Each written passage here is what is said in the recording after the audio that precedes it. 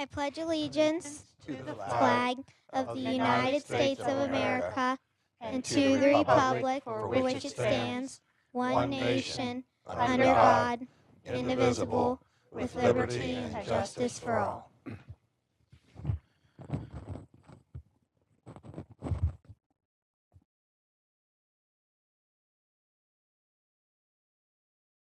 Thank you.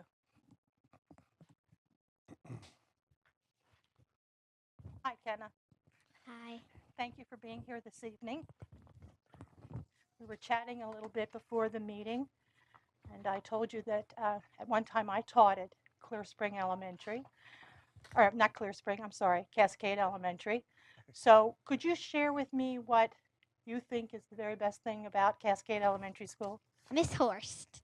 Oh, oh, wonderful. All right. And you enjoy doing what in your spare time when you're not at Cascade?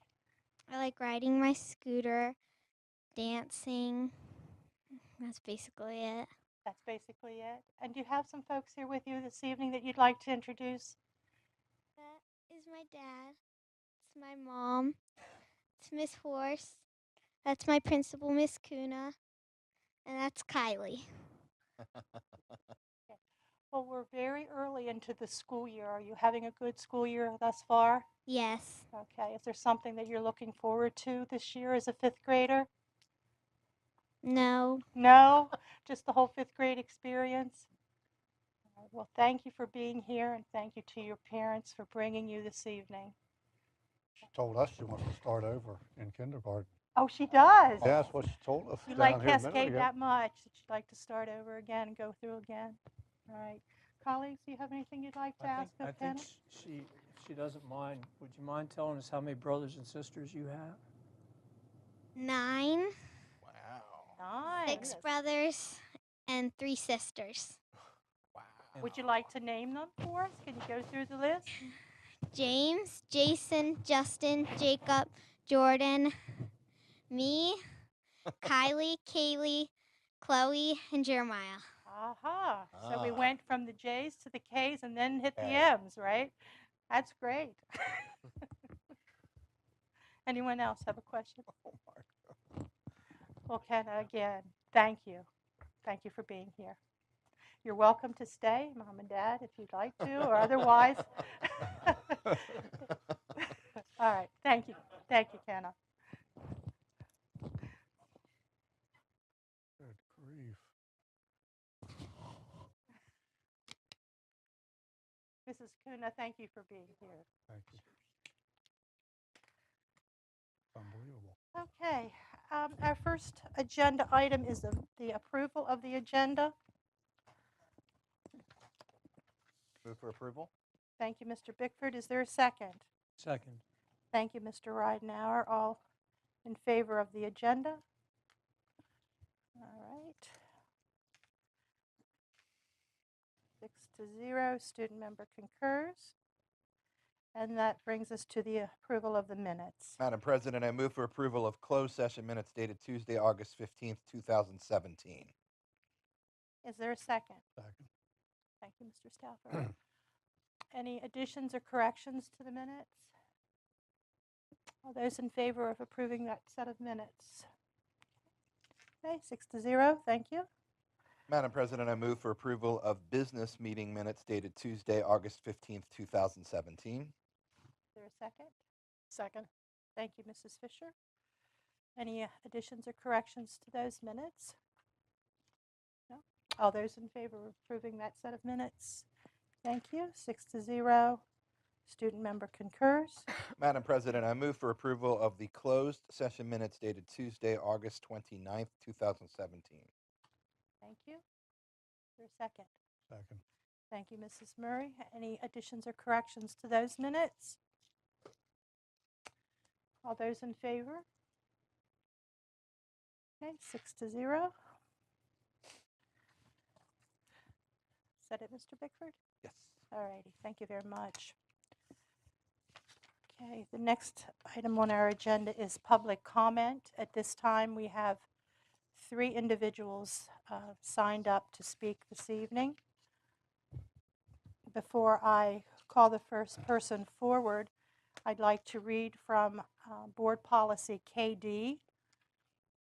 Each person wishing to address the Board of Education is encouraged but not required to sign up prior to the meeting and may address any topic concerning Washington County Public Schools except personnel or student matters which clearly identify an individual or individuals. So each individual coming forward has up to 5 minutes. Mr. Moyler, would you like to come forward, please? Thank you.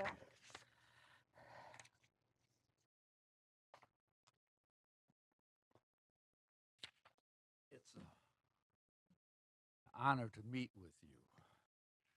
I have a few areas concerning paperwork that I would like to speak to you about.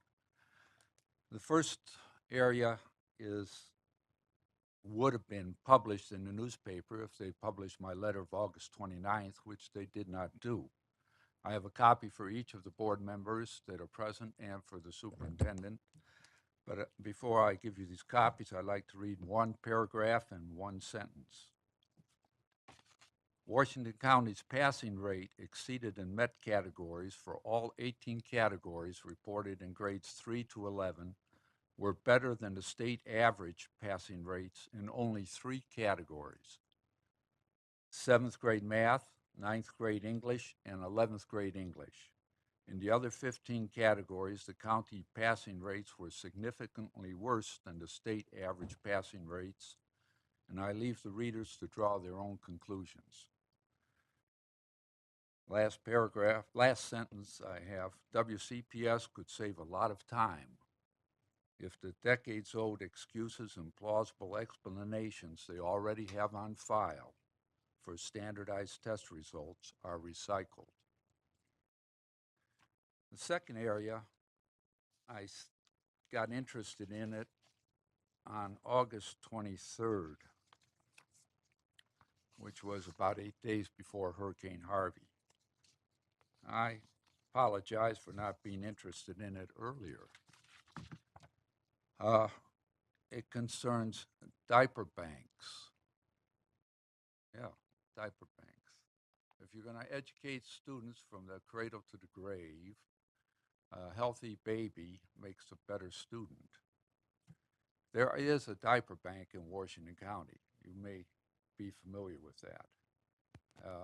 The information on the website says it serves about 23 people, families.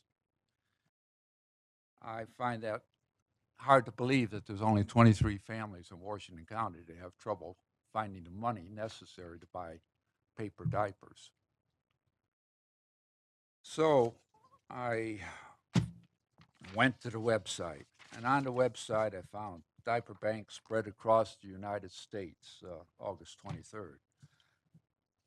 The solution to ending poverty is in the details, another August 23rd one. Hurricane Harvey victims need diapers, tampons, and pads desperately. That was also August 23rd. About us, DC diaper banks. That's also August 23rd. I'll leave all this material with you.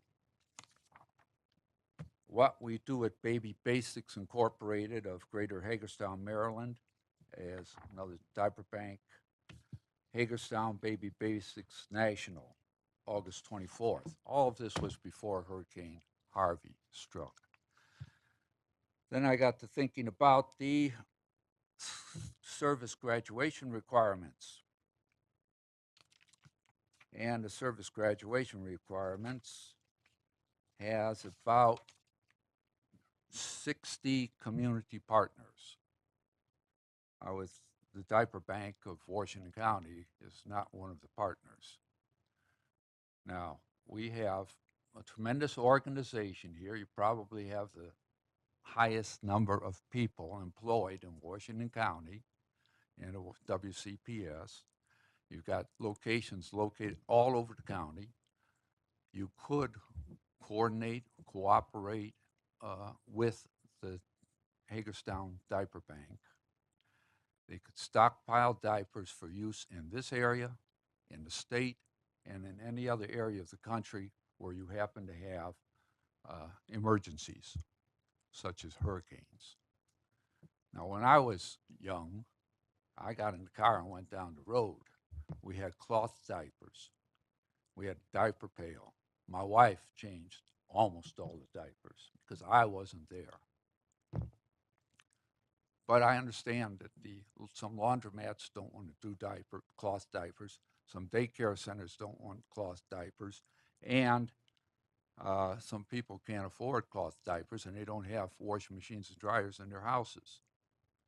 So I would like this Board of Education and this school system to consider adding as a community partner to diaper banks.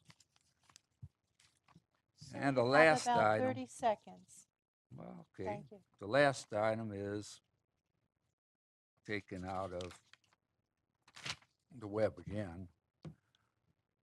And the title of it is What It's Like to Be a Teen in the U.S. Who Cannot Afford Tampons. Wow, this is something for Washington County. Second page, it says in July 2016, Mayor Bill de Blasio signed legislation making free menstrual products available in all New York City public schools, shelters, and jails. Well, that's the end of my paperwork. You finished just on time, sir. Thank you. I would like to approach the board and give them copies of the letter that the newspaper didn't publish. All right, thank you. You have one copy or copies for all of us? I have 7 copies. Okay.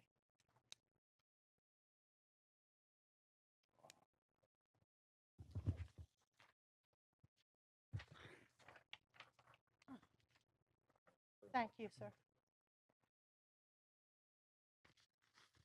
Mr. James Devine, would you like to come forward?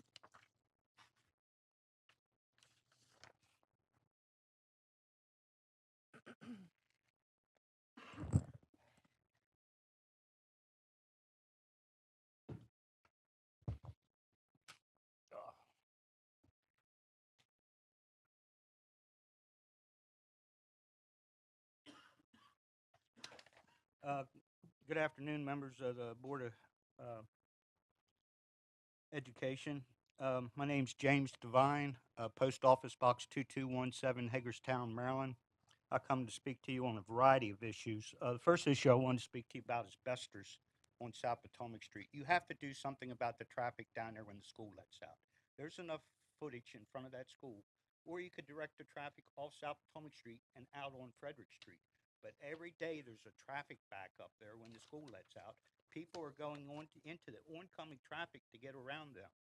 And there has to be something done. Another 2, 3 more macadam lanes in front where the parents can park to pick up their children. It would be a recommended thing. And then I see a school guard out there directing traffic. I don't think that's their responsibility or their duty to do that. You know, and there should be something done to it. The second issue I wanted to talk to you about is the speed cameras around schools. I left a copy of this. I hope you're all provided a copy of it later on, but it shows the transportation code, and it also shows where the speed cameras are located in the school. I asked Chief Brito to do an evaluation on whether there be a need for more speed cameras around the schools. I think you need to do your own evaluation of it, and you also need to be active in promoting the speed cameras, not only in the city, but in the schools outside the city.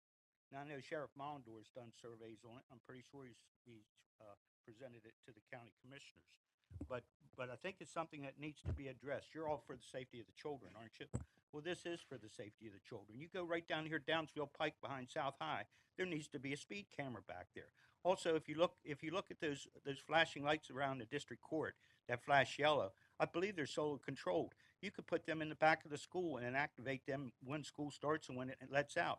The students are going out the back, cutting straight across, and it's really dangerous because the one entrance to the South End Shopping Center comes in. People are swerving around, white line, you're not supposed to pass, but they're passing. But when they pass, they're actually coming into that exit at the rear of South High, and those students are back there standing. And I think something has to be done about it. You know, it's for the safety of the children. These speed cameras should be, and you have to be motivated, and you can't put it off on the government. It's your duty and responsibility to protect the children, and I think you should do it. The Ingram's Art School is another traffic problem downtown. I know the people are supposed to be going around back, but they're not. They're hanging up traffic when the school lets out, and I don't see why they couldn't let them out in one of the parking lots. The public parking lots are right there next to the school, a half block up the street. Why they couldn't be directed in there to pick up the students? There's I think a ballet class up there, and then the school music last year during a track meet. I heard rap music coming out of the speakers at the football field, and it contained some pretty vulgar language. And I didn't know whether the school system had some type of system set up to where and it may be a free speech issue, but I think there should be a restriction on what's said, in a student school system on the speakers. And I think that it should be monitored, that certain language should be prohibited, with this music that's coming out. I don't know how many of you are rap people, but or listen to it, but you should listen to some of the language in there. I think it's pretty vulgar. And then the last thing I think I want to represent to you is the the federal government, the Betsy DeVos. She's taking billions of dollars out of the education system. I think you have to be concerned with this because she wants to put it in vouchers, private schools, and what control of that do you have? It's not even controlled by Title IX. There could be a lot of discrimination for children, on who gets in, on who doesn't get in. And I think either you have to seek legislation through the legislators or you have to develop some type of policy in order to make sure that it's fair, because this is what's going to happen. She's going to take billions of dollars, and I think you have to be concerned about it because it's going to come out of your budget. It's not going to be federal funding coming down to you all anymore, into the state, into you. I think you have to be concerned about that. But the speed camera out here at Votech, out there along that road, even though it's a county road, there should be a camera out there, monitoring the speeds. Maybe the flashing yellow lights that I talked about before. But I see I've used up my allotted time, so I'll stop now. So thank you. Thank you, Mr. Devine.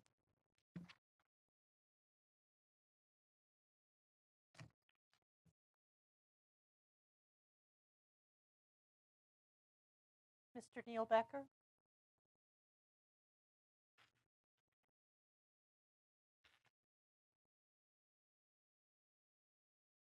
Good evening. Good evening, President Williams and board members and Superintendent Michael. You have to excuse me. I have been blessed with a back-to-school cold, so I'll do my best to work through that. But tonight I speak to the board to say thank you. Thank you to the administrators, to the teaching staff, to the support staff. This has been an amazingly smooth start to the school year. From the folks here at CES to all the employees in our schools. I've heard more comments about how smooth the start of the school year has been, the tone of the school year, and just the atmosphere has been very positive. I do understand the traffic concerns from the raised by the previous speaker, but the schools are safe and secure and inviting. And students are off to a very, very good start. And that long summer, though it was challenging for some, gave our staff a lot of time to prepare our buildings and to do a lot of extra summer learning activities that have benefited the students because they've returned to school ready to learn. And that summer slide we talk about in education was stemmed a little bit through those activities. I also want to say thank you to Joni Burkhart and her staff of mentors and the support staff in Joni's office for just a smooth and really meaningful New Teacher Academy. I got to attend New Teacher Academy again this year, listen to Dr. Michael and some of the other presentations. It was a welcoming environment and it was a supportive environment for our staff. And having just left a meeting with other people in my position throughout the state, the comments about some of the other new teacher academies orientation weren't nearly as positive as the comments I had to share. Joni and her staff did a fabulous job. The food service staff at Williamsport Elementary and CES, who prepared the meals and served for the new hires in the chamber during the chamber event, were fabulous. And the staff at Williamsport High School, squeezing all of those people in and all of those events and using those rooms, they did a fabulous job. I also want to share a bit of an invitation about the dialogues that we continue to facilitate.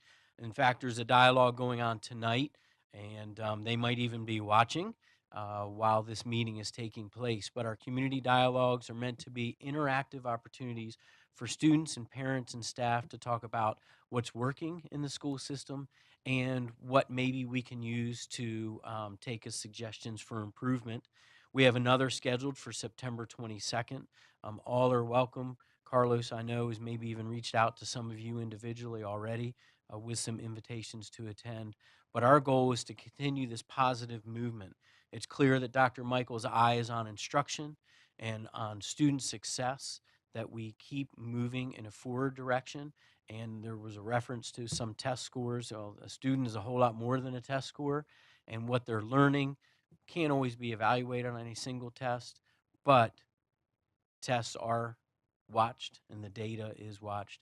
And Dr. Michael and the staff at all the schools are working hard to ensure that our students have a successful school year. And I'm hopeful that we continue this fast start and this positive start throughout the school year. So thank you for the opportunity to address you and for the leadership that the school system has already shown this year.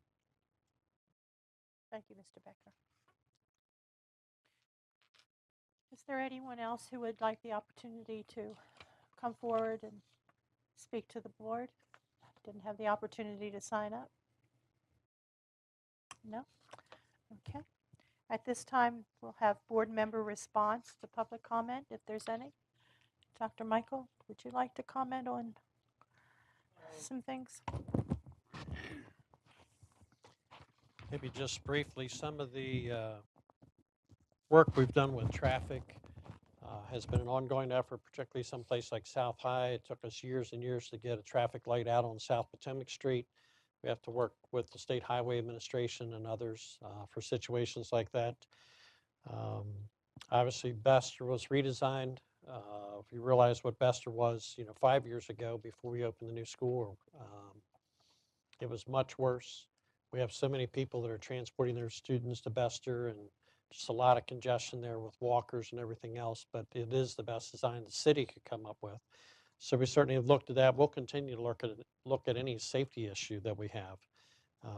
It's important for us to look at those types of things always. As far as I know, the county has passed a new ordinance, and I think we'll see some new speed cameras out in the county near schools. I don't know how soon that'll happen, but I believe that is in the works. Reference made to the music. I've already, someone alerted me earlier today that someone was concerned with that. It may have been Mr. Devine. But we've already started to work on that through our athletic department. Our athletic directors are responsible to make sure everything that's communicated is appropriate at games, at practice, and we'll reinforce that this week. Anyone else? We'll move on to old business. First item under old business is the second reading of proposed policy JEA, pregnant and parenting students attendance policy. Mr. Trott. Good evening. As a result of legislation that was enacted, local boards of education in Maryland are required to adopt an attendance policy for pregnant and parenting students. On August 15th of this year, the Board of Education approved the first reading of a new policy, Policy JEA. The community was requested to offer comments with regard to this proposed policy. We did not receive any comments. The Policy Committee is recommending to the Board of Education that it approve the second reading of Policy JEA. Thank you. Is there a motion? Madam President, I move to approve the second reading of proposed policy JEA entitled Pregnant and Parenting Students Attendance Policy. Thank you, Mrs. Fisher. Is there a second? Second. Thank you, Mr. Stauffer. Discussion?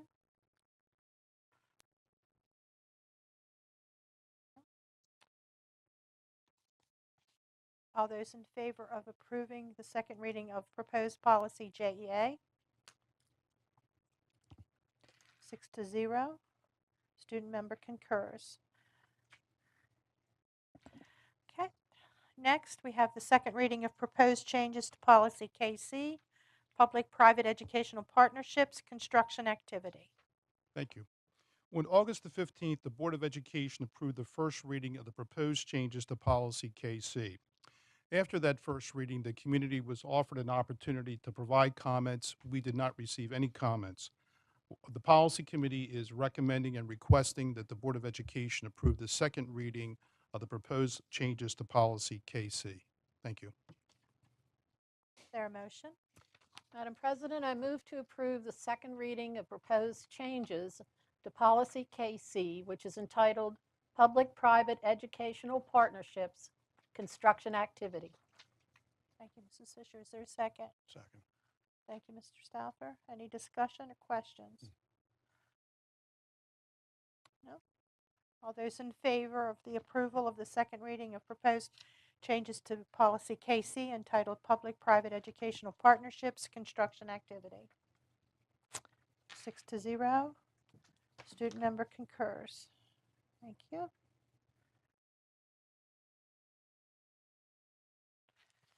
Thank you. Thank you, Mr. Trotta. All right.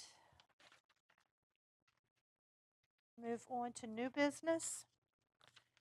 Under new business, our first item is the consideration of the Sharpsburg Elementary School Design Development. Mr. Rollins, Mr. Criswell, and Mr. Ilkovich. Thank you. Good evening. Good evening, President Williams, Superintendent Michael, members of the board. I'm here tonight with Ron Ilkovich of Smolin Emer Ilkovich Architects to present the design development documents to the board for their consideration and approval. On August 24th, we presented the same documents to the Advisory School Design Review Committee and received their approval, which you received a copy of that correspondence in your packet. At this point, I'm going to let Mr. Ilkovich kind of take over the show and walk you through where we are currently within the design. Thank you for having us back to present the design development phase of the Sharpsburg Elementary School project. Just a little history since we last presented. Pull that forward. Sorry. That's all right. Just a little history. Since we last presented for schematic design, we've had the benefit to collaborate with a number of stakeholder groups. Those groups have included the Maryland State Department of Education, who've given input on schematic design, and we've had further conversations with. A public meeting was held at the school to present the plans, the concept, and design, as well as to review some historical relevance of the existing facility and how we could mitigate those. And that was part of our Maryland Historic Trust review process as well. We attended back to school night, where we had the great opportunity to present the project to parents, teachers, students, and really get a nice feedback and back and forth with the actual users of the facility. We've met with county agencies to review zoning, site plan, and building code analysis review to review the safety and capacity of the building as well. Within Washington County Public Schools, we've met with your stakeholders as well. In instructional departments, we've met with Instructional Resource Center, art and music departments, physical education and outdoor play areas, general classroom and special education departments to review how the building meets all of their specific instructional requirements. We've met with administrative regarding the admin suite, counselor office, health room, and itinerant rooms. And we've met with your facilities folks to make sure the building itself will meet your facility needs. That includes site circulation, transportation, safety, security measures, maintenance, kitchen and food service, and your most recent technology infrastructure requirements as well. So all of those collaborators have kind of worked with us to get this project to the point where we have it in front of you today, and it's going to continue to develop into the next phase of construction as well. And as Chad referenced, we've also been approved by the ASDRC committee, who reviewed it for technical competencies. So with all those inputs, I'd like to present to you where we are with design today. In front of you is the site plan. Coming in on the north end of the site where the existing building currently is, there will now be two entrances into the site. One will be the parent drop-off, which will be completely independent from the bus loop. This provides the ideal separation of bus loop and parent traffic, and both parent drop-off and bus loop drop-off will both drop right at the front door at the sidewalk. So no students will cross parking or vehicle traffic between their drop-off point and the actual front door entrance. The long driveway to the parent drop-off is intended to eliminate stacking and congestion issues out onto Shepherdstown Pike. So we should be able to stack and move vehicles on site adequately. The building sits back in towards the south edge of the site. That way the building can be constructed while the existing facility is still in use. And the building traverses a significant drop in grade. At the bottom of the diagram, you see a simple section diagram showing that you will be entering the building on the top floor, and the building will drop down to a lower level in the low area of the site. So we're trying to take advantage of the topography to mask the mass of the building so that it doesn't overwhelm the scale of the town. So there's a very fine line of presenting the front of the building where it's a visible, obvious front entrance to the school and not overwhelming with scale of a 58,000 square foot building in the town of Sharpsburg.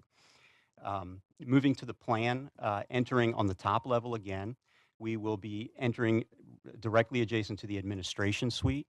The entry vestibule will be security controlled by the admin, and any visitors will have to be buzzed in. We will also have a window operation, as you do at a majority of your schools, where people don't have to necessarily enter the school entirely and can do their business right at the front desk. Once we enter the building, the visitors will be presented with the Learning Studio, which is a really exciting space for project-based learning. It will handle STEAM and makerspace activities and will be glazed so everybody can see all the wonderful activities that are going on in the models and the projects that the students are providing. That Learning Studio will open to what we're calling the High Plaza, which will offer outdoor learning environments and outdoor project areas, and will be shared by the Art Room, which faces north for ideal natural light. That plaza will also have great views out to the landscape and the mountains beyond, so we see that as a great learning opportunity as well. On the south edge of the building is the instructional wing. That is a two-story wing, and the next story is tucked in underneath of it. The project takes an intentional separation of public, noisy spaces from private, quiet instructional spaces, with the public spaces to the north of the plan and private spaces and quiet spaces to the south of the plan. Moving downstairs, we have those noisier spaces on the north side, taking advantage of the topography to take those volume spaces and lower them into the site. The gymnasium, cafeteria, and IRC will be in that lower level on the north edge. And on the south edge will be the primary education areas. So the pre-K, early childhood, kindergarten, and first grade will be down on the lower level. So those students have direct access to the cafeteria, gymnasium, and IRC lab and the outdoor play areas without having to go up and down stairs multiple times during the course of the day. Some of the collaboration that we've been able to have with staff has led to details like this, which are presented for every space as we're ready to submit to the state. And this is just a sample of the classroom pod, the typical classroom pod in the collaboration space. And you can see that in every classroom there are opportunities for multiple size group areas. There is a primary teaching wall, a secondary teaching wall for lead learning. That's where the U-shaped table is. And there's also a project-based area in every classroom that has a sink, adequate storage for project storage, and even a third teaching wall in that area. The three classrooms will share a collaboration space in addition, which will be supervisable from all three classrooms and contain 2 toilet rooms that will serve that entire classroom pod. So this has been an evolution that we've seen as a result of the collaboration with staff.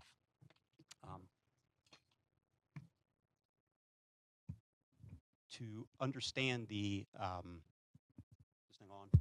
Yep. Thank you. The way the building really sits in the site and the massing is best understood from a 3-dimensional view. Coming in along the bus loop, we can see that the front entry is the obvious thing that we first see, that cube in the front. There's a stone vertical element, which is reflective of the stone tower at Antietam. And we've noticed around Washington County that stone towers are kind of a placemaker, whether it's the cemetery or the battlefield or the churches that are prevalent in the area. That vertical element is the draw that brings you to a certain place. So we wanted to feature that at the main entry. Features of the historic significance, like the Sharpsburg school sign that we want to reuse from the existing building that you can't see right now. And then going down, taking advantage of the topography, going down a whole story along the side of the building will be the service side. So that will be hidden from sight because it's down a level, essentially. And as we come to the back of the building, we have an additional parking area which will service the gymnasium, the play fields, and some outdoor play areas for the students as well. It's really when we get to the aerial view of the building that we see the kind of site strategy where the building will present itself as a series of small volumes and a one-story elevation from wherever it's visible from the street. As we fly around, we see how the hill kind of drops down, and the gymnasium and cafeteria wing is built low down into the low area of the site. And in the back area there, you can see the two-story classroom volume, which is a significant volume in the town of Sharpsburg, is really in the low area of the site and won't be visible from the street. And you can see in the background here the scale of the houses in town and how this large volume is towards the back and hidden from that. And of course, the area where the school currently sits can be taken advantage of for a garden area that will represent the original 1939 footprint.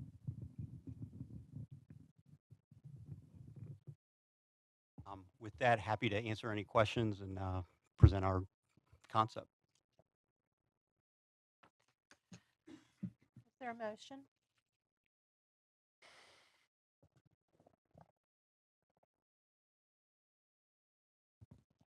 Question?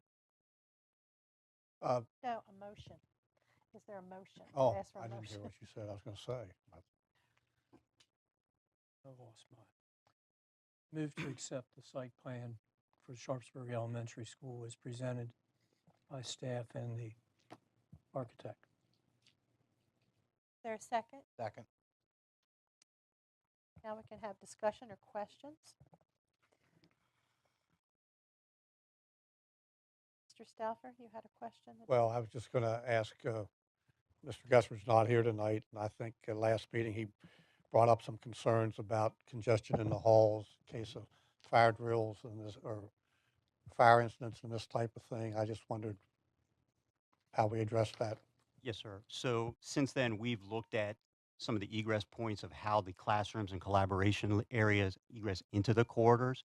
We've also done all the arithmetic and code analysis, and we've presented those to the code review, the county code review.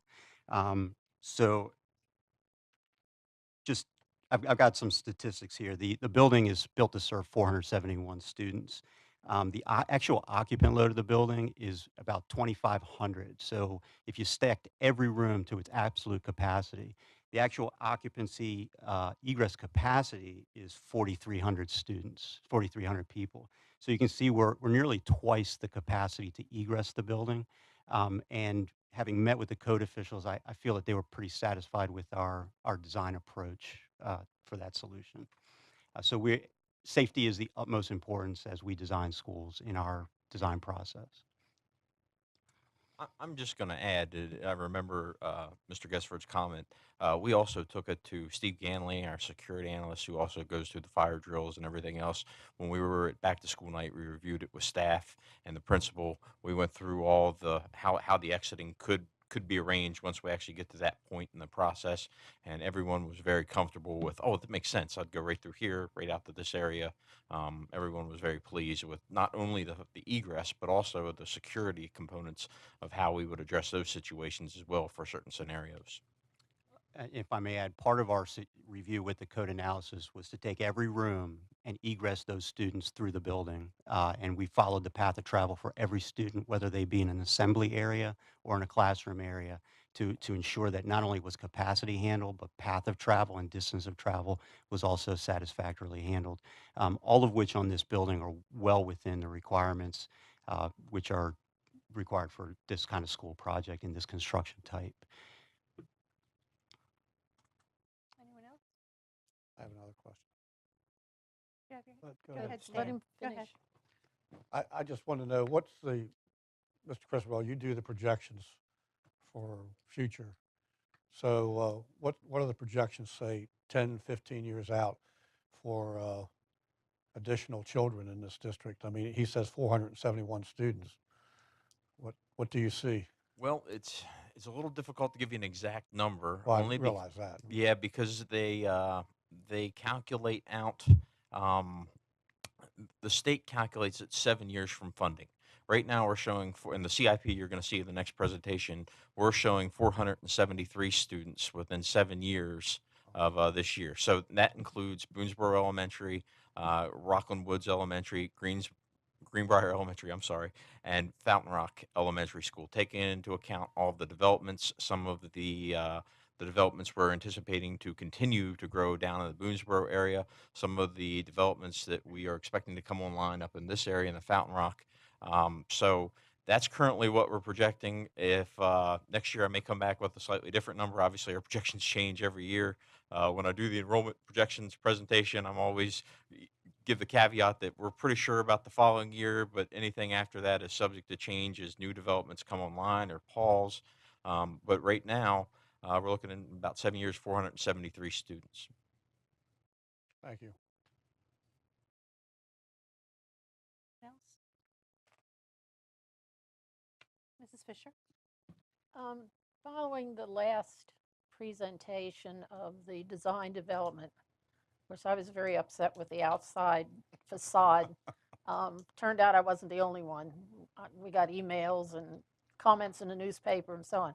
Obviously, it's very changed now. Can you let me know what materials will be making up the outside facade? Yes, ma'am. We're starting with a stone, which will be used as the base in some feature walls, as well as a tower element that is consistent with the stone that is prevalent throughout Washington County.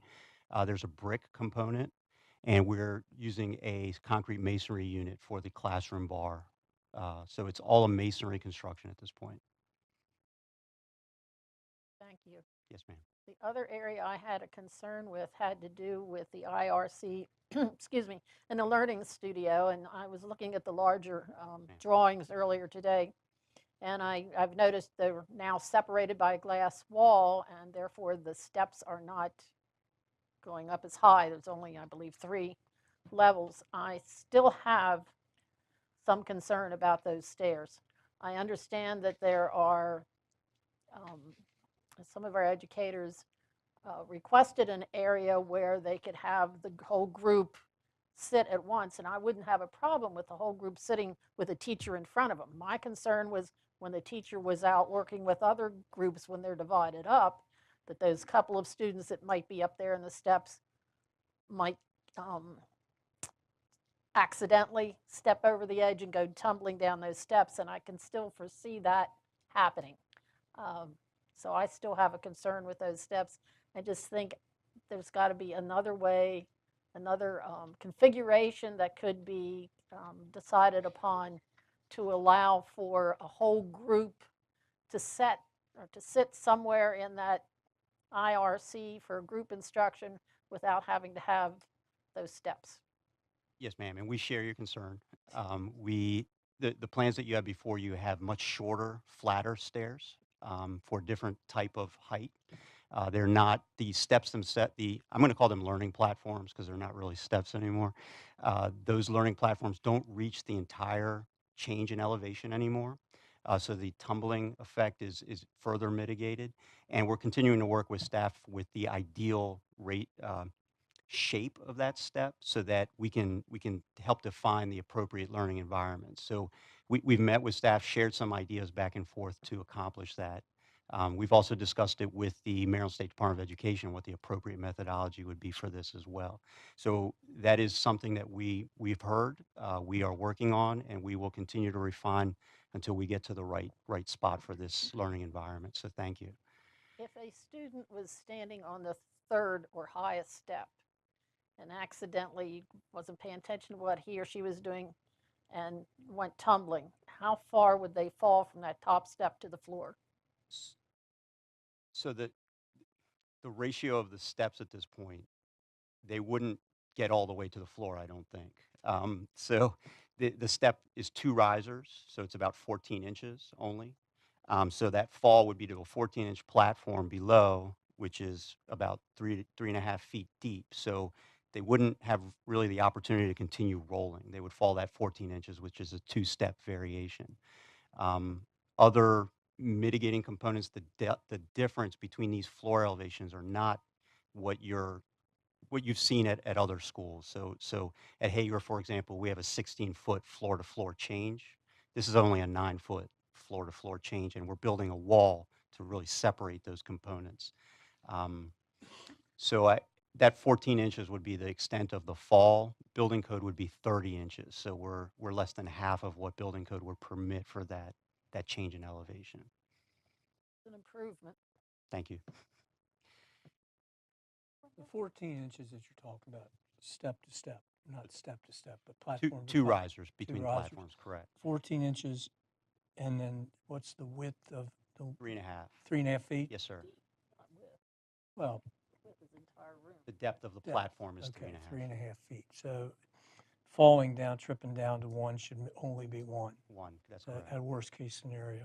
I will say, I wasn't one like my friend here that hated your original drawing. I thought it was kind of neat, but that being said, you've come up with something that, Rob, is not the ugliest school building in the world. So I'm sure you guys will feel a lot better about that. But this looks pretty nice. This looks pretty nice. I think it'll fit in well with Sharpsburg. It's not, quite the historical effect that you guys were looking for the first time, but it has its elements that I think will make the people happy. And I'm certain the kids, once they get inside of it, they aren't going to care. They're going to have quality and really beautiful aesthetics that will be conducive to learning, and that's what we're all about anyway. So good job. I support this and can't wait to see it move on.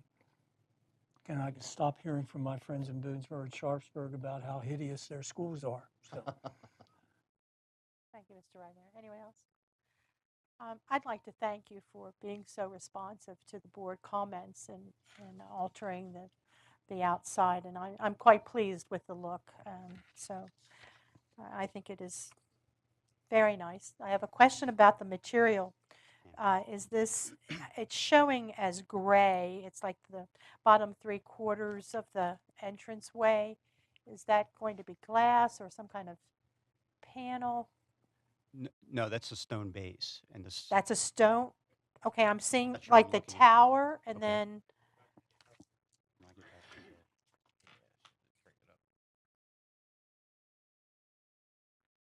to the left of the flagpole. Oh my.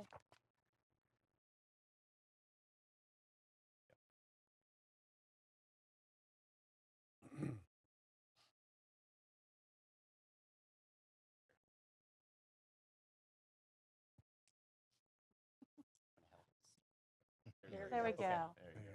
Okay, do you see where the light blue is? I'm asking about the darker blue that's like 3/4 of the Oh, way where that's the the folks are standing. That's just a shadow line into the, Glass. that's the glass So entry that will be vestibule. glass. Yes, ma'am. Colored glass or No. just glass? It's correct.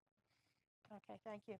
And then I'm curious to know what kind of feedback you received at your back-to-school night, what the community is thinking, if you can remember. Oh, yeah. It was very positive, Good. as a matter of fact. Good. Not only about the appearance of the building, the way the building approached the site, and about the learning environments. Everybody's very excited about what's coming. We stayed after back to school and after the parents and the students have left, and we met with staff and the administration. We went through the classrooms. It was funny. There were some staff members already going, "I want this room. I want that room." And poor Mr. Allhouse, he had to say, "Well, we'll get to that later." But they were very excited about the collaboration spaces. They really liked what we had done. We explained the process and going through that. We had about 6 different iterations that we had to kind of go through, and we picked the unanimous best one that everyone liked, so that was good. From the community standpoint, I'd say the biggest thing was the parking. Back to school knives, Sharpsburg's got a Right. very small existing parking lot. Everyone was very excited to see that in the play fields. And then the only negative comments I think we got were the couple kids that were 4th graders or 5th graders that were upset they weren't going to get lockers at the new school. So, but their younger siblings will, so it kind of worked out. That's good to hear. That's good to hear. Any other questions or comments? I just want to Mr. say Stover? thank you for the computer depiction. Of course. Yes. Very thank you. helpful. That was very nice. Okay, if there are no further questions or discussion, the motion is to approve the design development documents as prepared by SEI Architects for Sharpsburg Elementary School, including acceptance of comments from the Advisory School Design Review Committee. All those in favor? Okay, 6-0. Student member concurs. Thank you, gentlemen. Thank you. Thank you very much.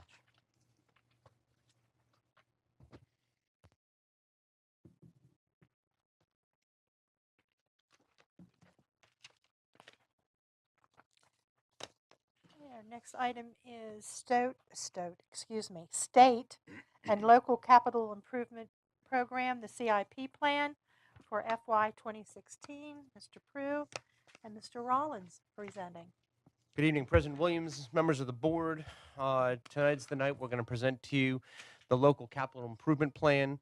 I'll take a minute to review some of the goals, of course, of this program and some of the assumptions that the program runs off of, and then Mr. Rollins will actually run you through the program over the next number of years. So first and foremost, as you know, that the CIP goal is ultimately to develop a fiscally responsible, prioritized long-range plan that addresses our renovation and modernization needs at school buildings, identifies and resolves seat capacity issues, addresses systemic needs to make sure that we are maintaining the building systems, and minimizing the local costs through strategic state funding requests.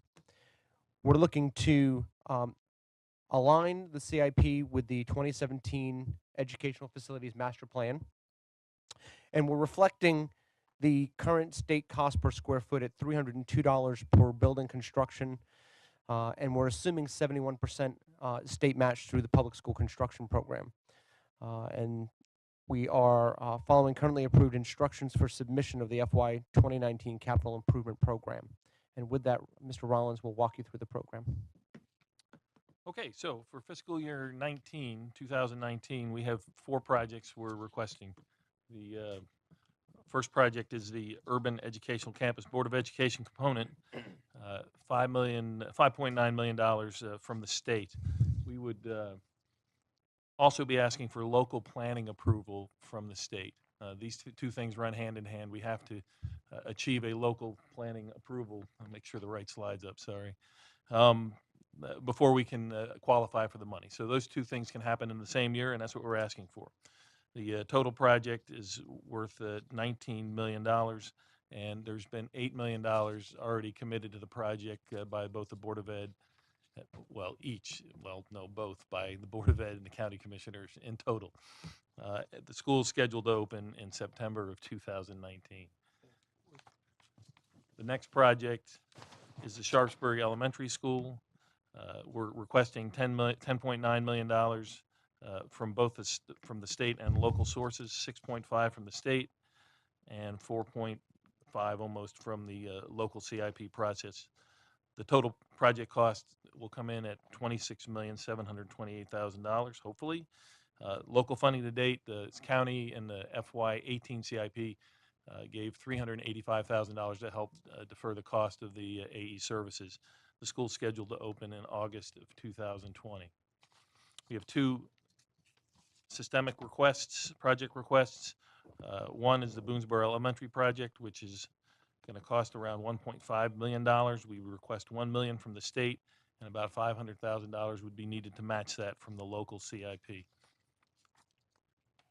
We also are asking for phase 2 of the South Hagerstown High School roof project that covers the area on the screen that's in white. We did the phase 1, we finished it this past year. We're asking for $1.9 million, 1.3 would come from the state, and $650,000 from the local CIP process.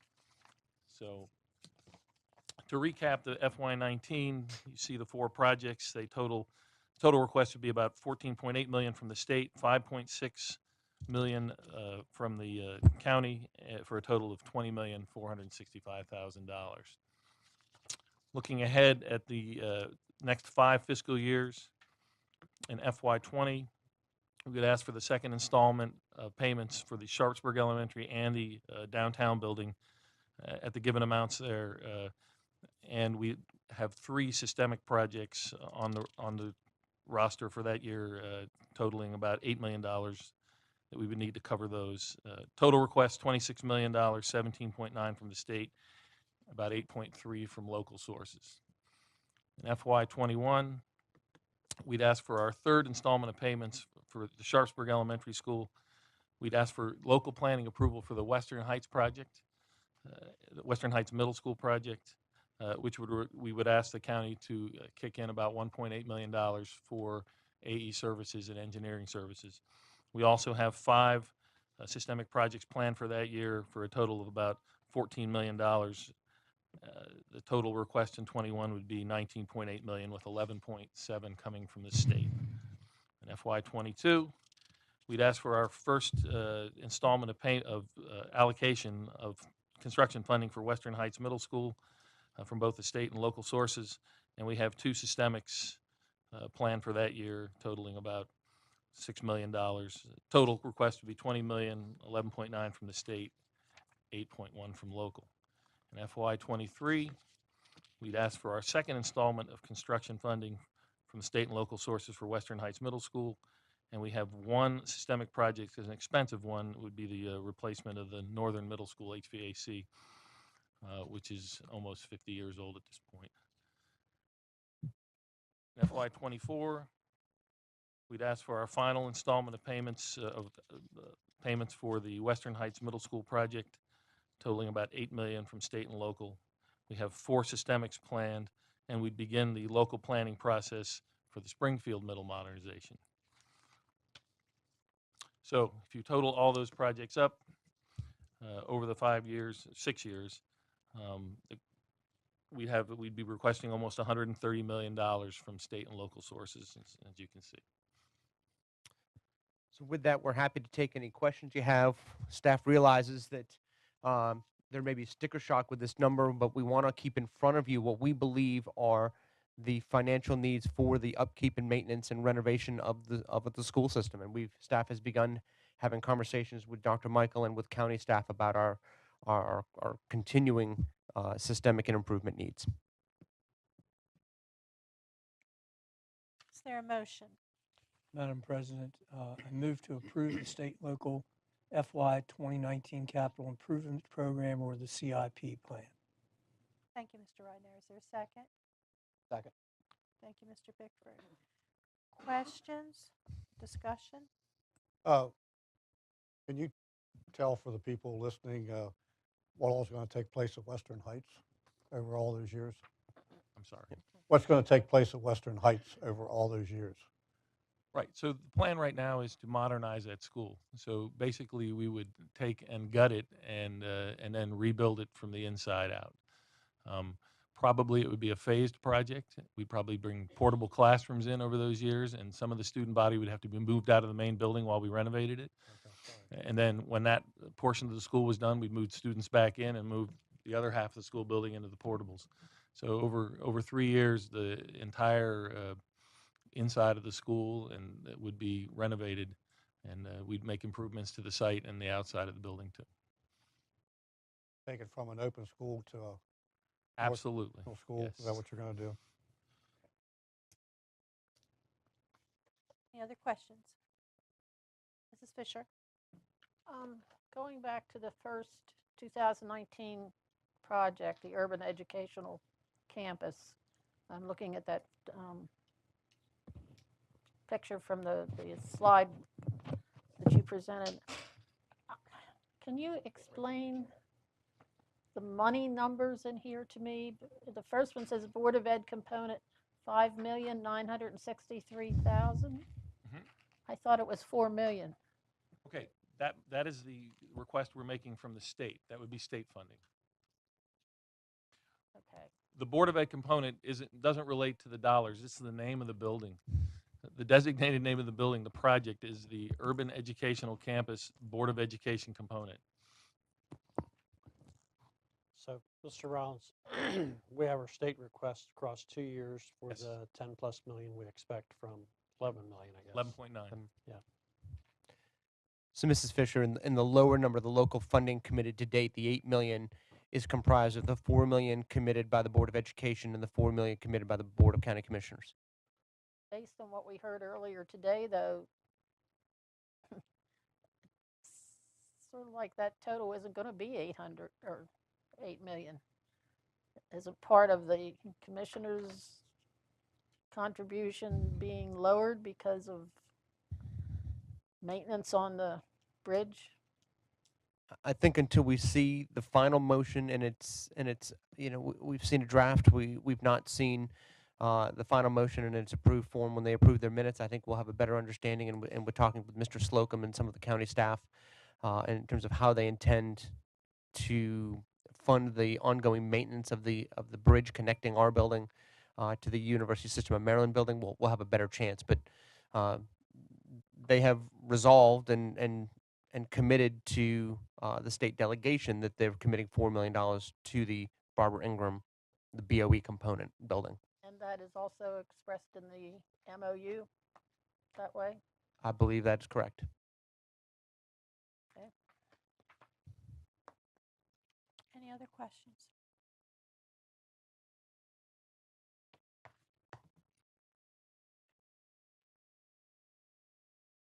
Okay, the motion on the table is to approve the state and local FY 2019 capital improvement plan. All those in favor? Okay, 5-0. Student member concurs. Thank you, gentlemen. Thank you. The next agenda item is the consideration of the consent agenda. Mr. Bagdell. Good evening. Good evening. Tonight I have 10 items for your review, the details of which were included in your packets. The Purchasing Review Committee reviewed these items on August 28th and recommends approval. And staff is available if you have any questions. Okay, thank you. Motion? Shall I read it all? Would you please? Madam President, I move to approve the awards, renewals, and procurements for transport deliveries of heating oil to James River Solutions at .0035 plus the weekly oil price information service wholesale price per gallon. Athletic Fields winterization to Shades of Green Landscaping LLC at a total cost of $37,500. Baseball and softball fields restoration to Shades of Green Landscaping LLC at a total cost of $65,800.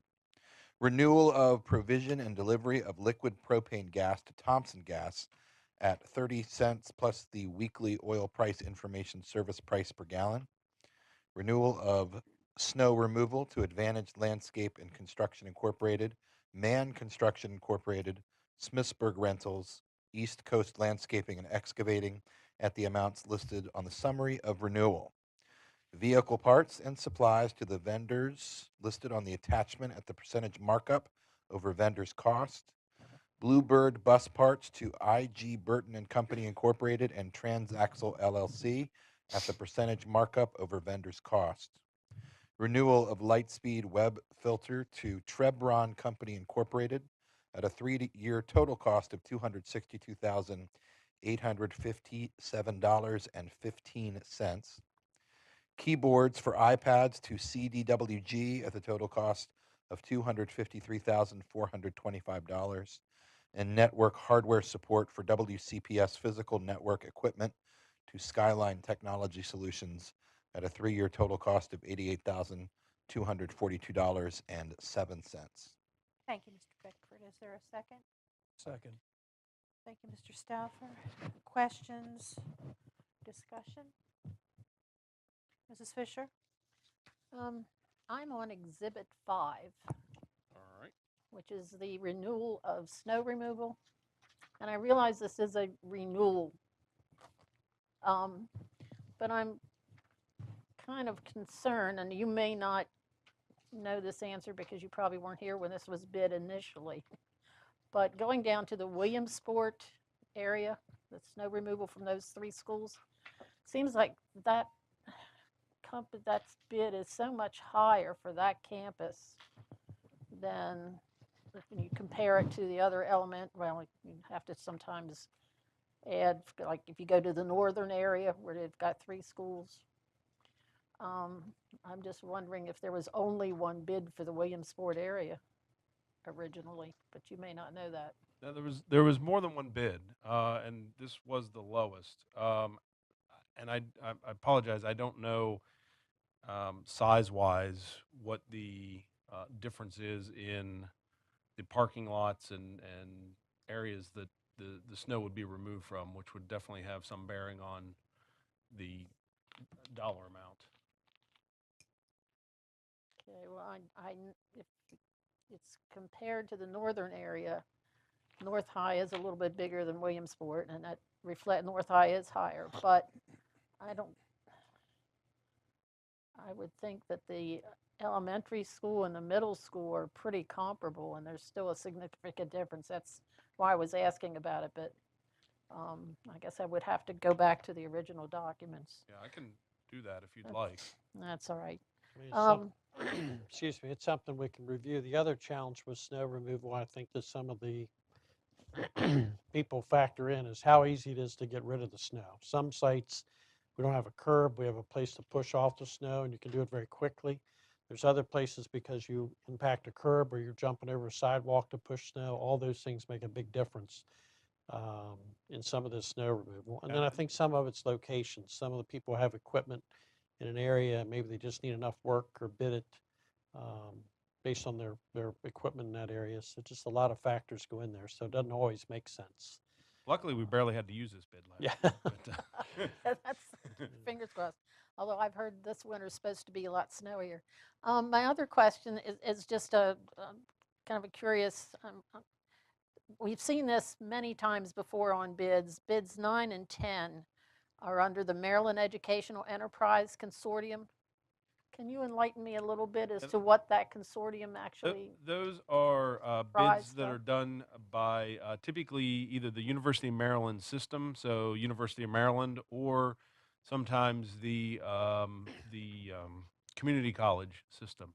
Okay. And they go out and they do, technology is a difficult thing to bid in general, and so they go out and they do these encompassing bids that the school systems, other colleges, other community colleges are able to utilize throughout the state. So it kind of alleviates some of the pressure off of, you know, the local school systems to have to do these bids. Yes.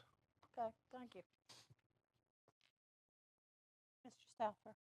I was just curious, what the athletic fields yeah, I can't say it, winterization. These aren't the stadiums. These are soccer fields. And These are different fields that the maintenance department has identified as needing to be basic maintenance for winterizations. So I think there was 19 fields. what it says, yeah. Yeah, okay. That were identified by Mr. Breakall in the maintenance department. His department, his guys will go through and aerate and then seed those fields, and then the vendor will come and do a blow straw and mulch down, especially the center of the practice fields where typically the football is played, and a lot of the action happens, and the fields just get tore up. They'll put this mulch system across the very center, and then they'll blow straw over the entire field for the winter to try and help build back up the turf on each of those fields. I don't mean to appear to be stupid, but when you say mulch, you're not talking about mulch like we put on our flower beds and stuff. No. Right. No. Okay. Yes, sir, Mr. Yalo. For North Hagerstown High School that has a turf field, how will athletic field winterization occur for that? I don't have the list of fields right here in front of me. I could get that and provide that. That was part of the bid document, but I could send that to the board if you guys would like to see. Probably, if North High is done, it's probably their practice fields and areas other than their artificial turf field, I would Yeah, think. it definitely wouldn't be the artificial turf field, yeah. Any other questions? I have two things.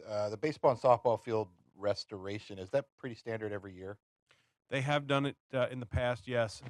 This year we defined a little bit better, and every field in the past we kind of let it up to the vendor to decide how much ball diamond dirt, if you will, it gets replaced. This year we define that across the board, and so if a field will have it, either completely stripped or added, and they will redo the surface completely. And I see Boonesboro High's on here. I know we periodically talk about needed improvements there. Will that address some of that? No, not for their baseball field, not for their infield. Okay. So that'll be something to come. Well, what's gonna happen is the baseball field and the football field encroach upon each other. In the right field area of baseball field and the end zone away from the school area. All of that has encroached upon each other for years. So it's always difficult to, have to put a fence up in the spring or, and we have to do this and that and the other. This is, I didn't realize we were doing this before, to be very truthful with you. So I wasn't paying attention because we did that on our own for 100 years, Right. that we took care of, so, if you don't mind, I saw something this summer. I didn't realize apparently South High has an automatic sprinkler in the infield of their baseball field. I don't know about infield, the baseball field, but all of our stadiums are There's sprinkled. something on the infield because the sucker's on, almost every day. And we've had ample rain. Somebody's not, somebody's not paying attention. I know that our stadium fields, they're sprinkled, but they're also tied somehow to the weather map of something somehow, and they automatically come on. Sometimes I'll question, it rained last night, why are those running? But they actually have some amount of moisture that it needs to maintain the growth rate for the health of the turf. I don't know. Be a little over the top. Be truthful with you, It could be, Mr. particularly in Radner. baseball fields. Not that many people. We play our games there. I don't know of any other groups that are using the baseball fields at South Hagerstown High.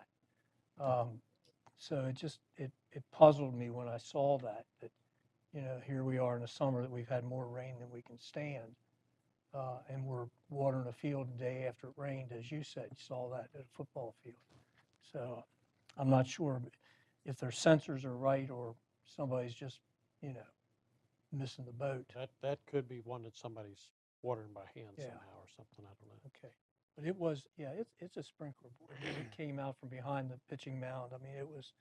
And it wasn't, an exterior one that you see with a hose going to it. It's built in. So I was just curious about that too. Because that's all, it's not a lot of money, but I'm surprised that it's more money than the other fields, the soccer and everything else that we have, the secondary fields like you were referring to. It's just, I have one more question. okay. Jennifer? It says baseball, softball fields at Williamsport Elementary. They have. Field work will be done for the baseball, softball, Williamsburg, Clear Spring, the 7 high schools, and then it says Williamsport Elementary in the description. That's got to be a mistake, I would think. Pull up the bid document here quickly. This is number 3. Yeah.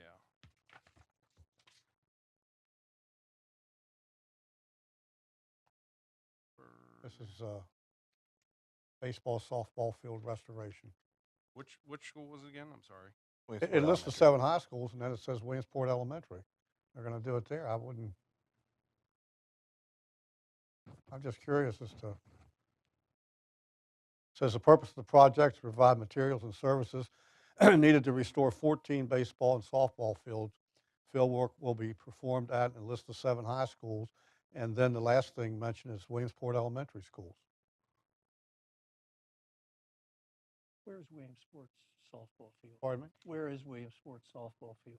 All the way it's down towards Springfield, Down towards the towards run. the street there at Springfield. That might be what they're. And then the baseball field the opposite is direction. up Yeah, it's up on. I know across exactly where from it the is. elementary I didn't know if school. something got moved because of the new No. construction or whatever. No. Yeah, I don't see, I see Williamsport High in the bid document. I do not see Williamsport Elementary. It's got to be. It's got to be a Yeah. mistake Counts then up in too what many was typed there schools, then. so. Yeah. I just wondered because And I to answer your suspect question on North, it is, I just had it in front of me here. It is 2 practice fields, one on the south end of the football stadium, and one kind of on the north end beside of what I believe is the softball stadium, right in the outfield, be right field of the softball stadium. Right. Just a quick question. I don't know if you have this or, we'll have to get Eric to tell us. We are on how many years of the Calais Stadium? And how many years has that been? That's got to be close to 10. Yeah, I would say at least 10. yeah. So we're nearing the end of the effective age of a turf field. Has there been any discussion or of how we deal with that when the time comes? I mean, we're looking at a substantial amount of money. It's not going to be obviously the cost of the original field because you don't have the grading and everything to do. But when we resurface that, we've got to plan ahead a little bit. And maybe talk to the booster club about, if we're going to do it, at least they contribute something to that project. So that's just something I think we need to pay attention to at some I point. know they've been working hard to keep it groomed properly. And we do add infill to it. And we've had several repairs on the either something, sunk or we've had some tears that we repaired. Our hope is to get about 15 years out of it or more. So, I'll be pushing it. yeah. I mean, right now it still looks pretty Yeah. good. I was there for a track meet. I haven't been Looks down for me with to this see. fall, but it could go all at once, I guess, too. I don't know how it deteriorates. Back to Williamsport Elementary, that is actually listed in the bid. It says Field 1, and I don't have any information, but Williamsport High is listed, Field 5, 6, and 8, and then Williamsport Elementary is Field 1 is I listed. wonder So whether the high school field is on the elementary property. I wonder whether it's listed that way. I can't maybe. find it on the map here. I don't know what the fields would be numbered, but Yeah.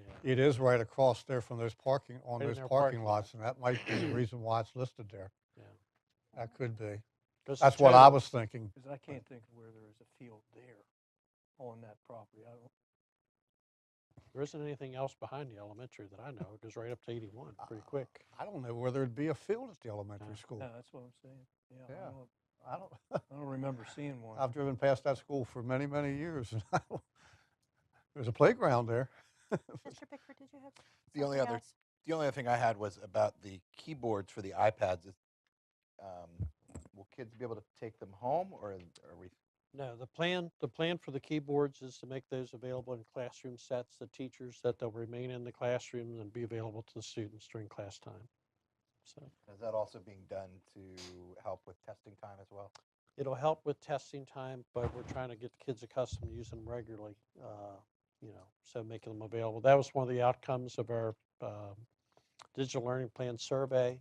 We had a lot of requests that kids need to have access to a keyboard, either by way of a laptop or by an external keyboard. The iPad, the screen shrinks up in half as you start to use the keyboard, the touch screen. And that was one of the requests. This is one way we're trying to address that with class sets that remain with core teachers throughout the county. Thank you. Any other questions? Then we'll move to the vote. The vote is on Mr. Bickford's motion to approve the awards and renewals and procurements that he read. All those in favor? 6-0, and the student member concurs. Thank you. And that brings us to our next agenda item, which is consideration of the recommendation to reclassify $453,180 from unrestricted fund balance to fund balance. Mr. Prue. Good evening again. As the board may recall, third quarter adjustments were approved in May of this year, and $453,180 were moved to the unrestricted fund balance. Those balance adjustments were approved by the county commissioners at their meeting on June 6th, and at this time, staff is recommending that the board make the action to move those items to a designated restricted balance, fund balance, for the sole purpose of completing the Board of Education's obligation to the Boonesboro Auditorium Public-Private Partnership.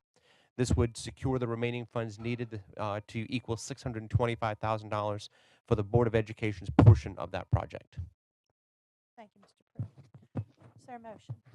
Madam President, I move to reclassify $453,180 from unrestricted refund balance to a committed fund for the sole purpose of funding the school system's share of the public-private partnership for the enhancement of the Boonesboro High School auditorium.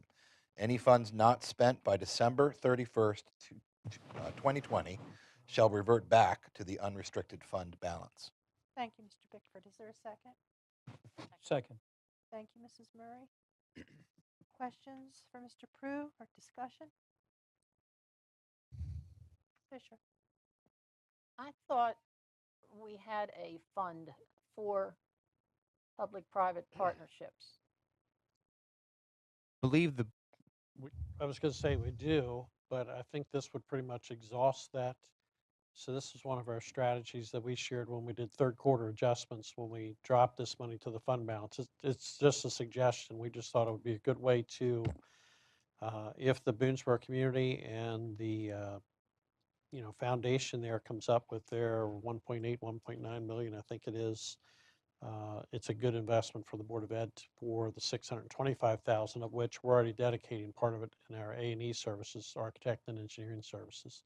So this would be money we dropped in the third quarter of last year and take it right straight fund balance, and now fund balance to designated for this project, which then would reserve some of that private-public partnership money for future projects.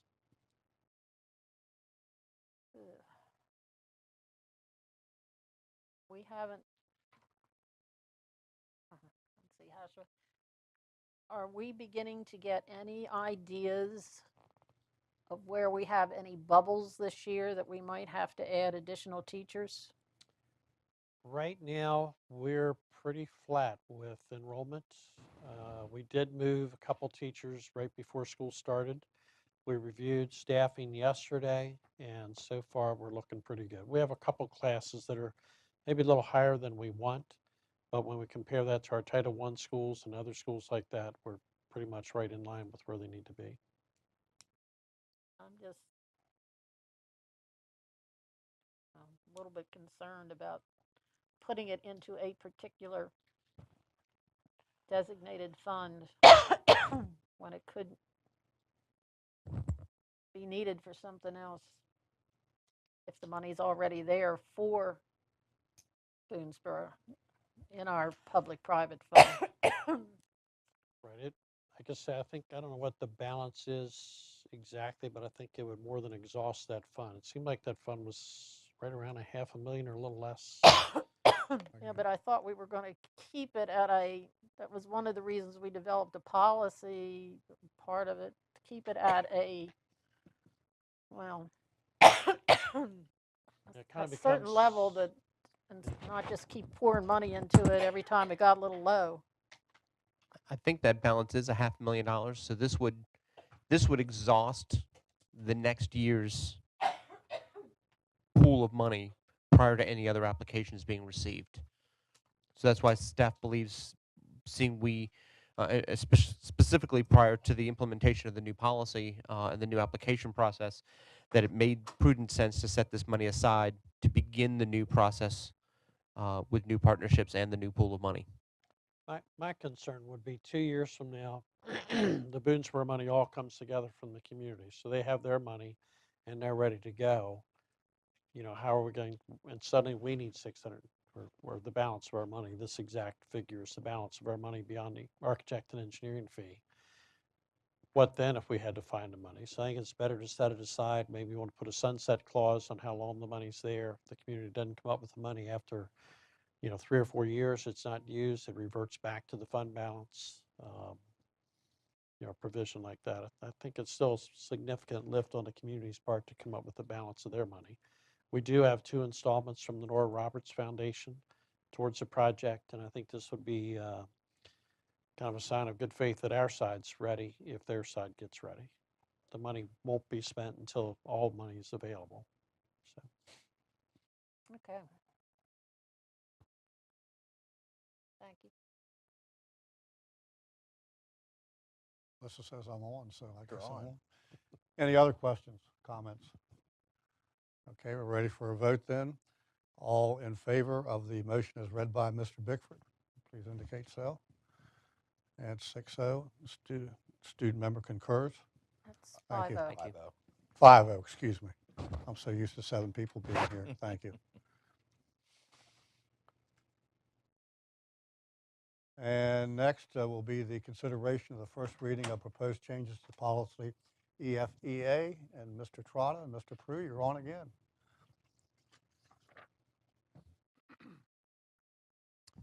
Thank you. Good evening. In light of the guidance provided by the United States Department of Agriculture, the Maryland State Department of Education requested local boards of education across the state to examine and, if necessary, update their policies regarding unpaid meal charges. Staff examined existing policies EFEA, which is entitled Local Funding of School Lunch, and policy EFF, which is entitled School Lunch Breakfast Program, and it offered the policy committee the following recommendations. First, that the 2 policies be combined into 1 policy. Number 2, that policy EFF be rescinded, and that policy EFEA be renamed Child Nutrition Program. The policy, which has been updated and provided to the members of the board, has been placed in the new required format. So you'll notice that it has a purpose clause. It also has a background clause, and that background clause references the numerous federal programs that the Washington County Board of Education participates in. We've also added an entirely new section on definitions, so you'll note some key definitions noted. One of which is the definition of the term enterprise fund. And Mr. Prue can speak to this more directly if there are questions, but in Maryland, there is an expectation that the food that is served in schools, that the fees that are collected will actually cover all the costs associated with delivering the food and the services at the school level. You'll notice also that we've added a policy statements. One of those statements is that the programs are to provide nutritious meals to promote the academic and the physical development of students. We also wanted to note, as we did with the policy committee, that the policy would authorize school staff to collect fees due on outstanding accounts. The policy committee is requesting the Board of Education's approval of the first reading to rescind policy EFF and to update policy EFEA. Thank you. Is there a motion? Madam President, I move to approve the first reading of proposed changes to policy EFEA entitled Local Funding of School Lunch and to rescind policy EFF entitled School Lunch Breakfast Program. Thank you, Mrs. Fisher. Is there a second? Second. Thank you, Mr. Stauffer. Questions for Mr. Trotta or discussion? Mr. Ridenour. Thank you. Couple of things that I want to discuss in this, Mr. Trotta and Jeff. The definitions I think are kind of interesting. I'm trying to figure out the one. Let me come back to that, but let me go to section 4E. The Board of Education authorizes school system staff to collect outstanding debt from parents, guardians, when appropriate, to keep the enterprise fund viable. These procedures may include forwarding accounts with a negative balance to a collection agency. I got to tell you guys, that just annoys me. It does. There is absolutely, positively no reason that we should put in a policy that we're going to forward unpaid accounts to a collection agency, considering that and how that is financially beneficial to us when you consider what it's going to cost to get a collection agency to do the job. So a couple of things though with this. I do think if we even keep this, which I hope we don't, BOE authorizes the school system staff. We can't do that. We cannot authorize the staff to do anything. The gentleman over there in the middle of the floor does that. So if we're going to have that sentence, it would have to be the superintendent. The school board authorizes the superintendent to collect outstanding debt or designate staff, but we can't do that. The other thing is, I really do find this embarrassing that, we should be able to find, we should be creative enough and smart enough to find a way to work with parents who can't pay their debt, to work with them if, and I guarantee, and Jeff, you probably would agree, there are numerous people who are probably delinquent who have not filled out their farm forms. That we should, get out and as stewards of our kids and stewards of our citizens, get out and talk to them. Say, look, we understand that you're a little behind. How can we help you? Threats don't work. That just throws people farther and farther away. And it's probably difficult. We're probably talking about our most not desperate, I don't know what the word would be, but needy parents who are in this situation. So I just don't think threats work. I mean, we've threatened people, we're going to send you to jail in the past, or we're going to send you to court if you don't get your kid to school. Instead of, as other systems have done, get out and talk to them. How can we make it more inviting for your kids to be in school? So I don't think we should be using a system that's going to put people in a position that they end up in worse off than they are now. Because, we send a collection agency, think of the ramifications. They can go after your credit, can cause credit damage, they can attach property. There are a variety of things that they can do, and I think we end up making people's lives worse. The other thing is, I think it was 45,000 was a number I read that we had in Approximately, delinquent. yes. Yeah. That's out of $12 million, right? Is that approximately what our budget Correct. is? That's 0.38%. That's nothing. Be truthful with you. I mean, my collectibles, I have a larger percentage of my collectibles in delinquency than this system does. There's really no reason. If we see a pattern where 45,000, we can budget for that. We don't have to use it if people are paying, but we can budget for it so we're not putting ourselves at risk as far as our accounting is concerned. So, I think the 45K, and, I want people to pay, but by the same token, I don't want a lot of ill will over something like this. We want to feed our kids because that's the bottom line. And if parents can't afford it, or parents are slow getting their money in, or even if they are, just ignoring it, I think it's not worth the ill will that would come out about this. And think about it. How many businesses have a 99.6 debt recovery in their collectibles? You guys are doing a hell of a job that you only have 45,000. So you're doing your job. We should not have something like this to make your job more difficult and create, ill will among our parents and our neediest people, neediest kids. Sure. So that's my bandwagon for this. If I can provide some brief commentary on that, and absolutely, Mr. Ryden, I respect your opinion. Some of the standpoint and the position where staff has come from, to give you a quick understanding of where some of those dollars are. When we looked at the USDA's perspective and the new regulation from the federal government, one of the things that is very clear is that the enterprise fund, the food service fund, is not allowed to eat bad debt. So at some point in time, debt that is out there, meals services that are offered and not paid for, have to be consumed somewhere. So this is an attempt to have the parents stand up for the fact that they're sending their children to school without money for meals, whether it's for financial impact that they haven't filed the right paperwork or they're just refusing to do so. Our current policy provides alternative meals and lays the burden of not having lunch money squarely on the student and the staff member at that point of service. And one of the impetuses for the change is that the federal government has said that that cannot happen, that we need to limit the impact on children. So we're trying to pull that impact off the child. And what staff would be proposing long term is feed the child. When that child presents themselves in the cafeteria, we're going to feed that child. They need to be well nourished to learn and to grow and to be active participants in their education.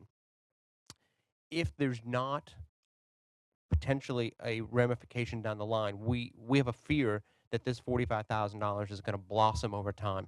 And just to give you a quick understanding of where we are, 77% of that $45,000 comes from only 10% of the students that owe debt, and it's over $50, and in some cases in excess of $1,000 from families who have come up through the elementary level where it is unlimited charging offered at the elementary level, where the student can just keep presenting and we're going to keep providing meals and they're recurring charges, and they're not paying those debts. So I think staff's fear for protection of our fiduciary responsibility to the county is that that would continue to grow on a larger scale if we put our plan in place to feed students. Could we, as a Board of Education, decide that we want a budget for that? We could. But the enterprise fund, the Food Nutrition Services Fund, could not bear that cost. They can bear the cost of collection services, but they cannot bear the cost of bad debt. They can't write off the debt. But we could add a budget line item from the Board of Education if that's the board's will. And that's basically what I'm saying. I understand that. I know that you can't have bad debt, and you know you have to make the budget balanced. But we should be smart enough to find a way to provide a cushion if that happens. And my question to staff would be, how many times have we visited the home with a person that owns $1,000? Have we ever gone out and said, look, you know, give us $1,000 and listen, you know, what's the issue? Explain to us the issue so that we can try to figure out how to make this work. Can you pay us X number of dollars a week? Sure. Can you do this, that, and the other? You know, we want your child fed, you know, but by the same token, we're in between a rock and a hard place. I think we have people that can do that. I have faith in this staff that we can get somebody out there and try to work with them. But I don't think, you know, writing this policy, they're not going to read the policy. And I doubt, you know, the last thing I want to see is us be put in a position that we have to use a debt collection agency for food. You know, and how many meals do we serve a day? Lunch is about 11,500. 11,500. So we're talking about 2 days worth, and let's see, 11,500 times 180. It's in excess of 2 million lunches and another million breakfasts a year. So that's not, you know, it's a very, like I said, it's a very, very small percentage. And like you said, maybe it is, there are people that are trying to take advantage or have taken advantage, but we don't know unless we get with them. Sure. Well, I think we're just seeking your guidance as a board, if you'd be willing to support that. I think the collection agency would be used on rare occasions. I can remember my days as an assistant principal and principal. I spent time almost every month talking with children, calling parents, because my role was the administrator of the school to collect a bad debt at the lunch counter. And this goes back many years before our current plan. And as far as I know, that has continued. Where administrators are spending time trying to collect money and or set up payment plans. We're very realistic to work with our families that are farm and haven't applied. We have direct certification that we count now. We're doing all types of things to help people that need need meals or need food.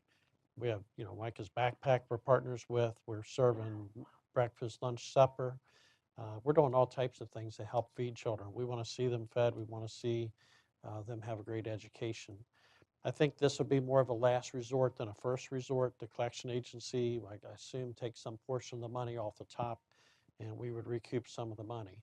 I think, Mr. Pruitt, I think it's true that either we have a pattern of we will have children or whole families of children show up 180 days a year and take 180 meals, 180 lunches, and charge it, and do that year after year after year. If there's a crisis in the family, if there's a financial need, we will not be taking that to a collection agency.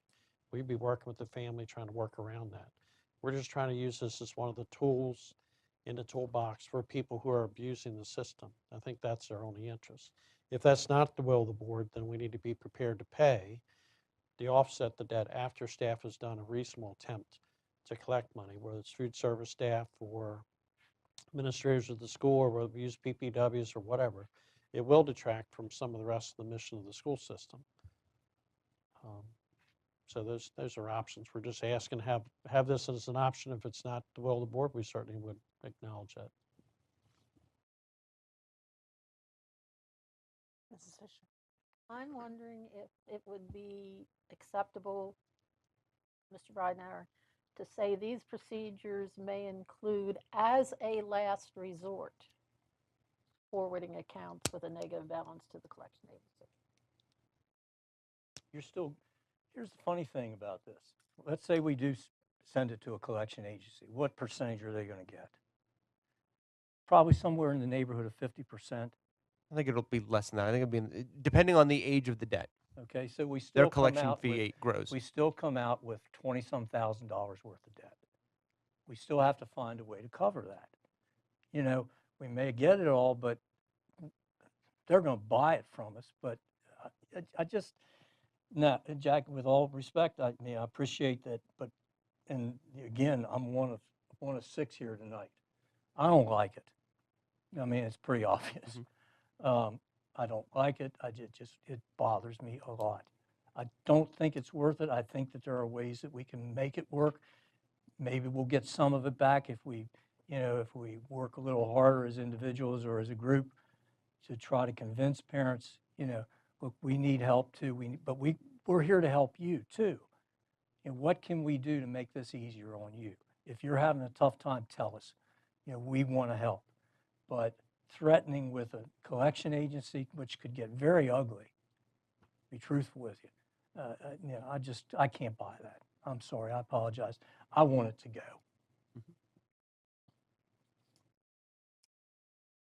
So, Mr. Ridenour, are you suggesting that we strike E under policy statement and procedures altogether? Would that be your recommendation? Did you want to put that in the form of an amendment? Usually it goes back to the It's first policy read. committee to First read, change. so Yeah, we 'cause don't this need is to first do an read. amendment to this in the first Wouldn't- read. We can just, Yeah, he wouldn't have to amend it now. okay. Yeah. So that's the recommendation you'd like to Yes, ma'am. Thank you. make to the policy committee? Yep. Thank Mr. you. Ridenour, I'm sorry, Mr. Stauffer, you had something you wanted to say? Well, if I remember the discussion in the policy committee, I think it's already been mentioned and now reiterated. It's a last-ditch thing. If you're really having trouble paying for the meals, then you need to apply for free and reduced meals and so forth. I mean, no child's going to be harmed by this. And as Mr. Pruitt said, it's an attempt to take the burden off the child and put it where it belongs, on the parent. And I don't have any problem with the language, knowing that, this is going to be a very, very last-ditch attempt to get money. And I don't ever see it ever probably going to a collection agency in all reality. Anyone else want to weigh in? I'll weigh in. Yes, Mr. Bickford. I mean, I agree with Wayne, but I also agree with Jeff. I'm in full support of the idea of feed the child. I think it's almost shameful when a child is forced to eat a bologna sandwich because they can't afford lunch or they weren't provided with money for lunch. I think in Washington County, what is it, a grilled cheese sandwich? We use the cheese sandwich, correct. In that case, we are punishing is too strong of a word, but other children notice, and other children are quick to pick on those kids. So I like that we're thinking in the direction of feed the child. I hate the idea of putting any kind of collection agency in writing for all the things Wayne said, and I would be in favor of looking at rebudgeting for it. Anyone else? Mr. Prue, we have a farm rate of about what, 45, 49%? Believe last year's rate was roughly 49% and a few tenths, plus or minus. Okay. And of that, the larger percentage would be free meals? That's correct. Probably 80% of that number is free. Okay. And what is the cost of a reduced meal? Reduced breakfast is free. The Board of Education chose to waive that fee probably close to 15 years ago, and the price for lunch is 40 cents. 40 cents for lunch.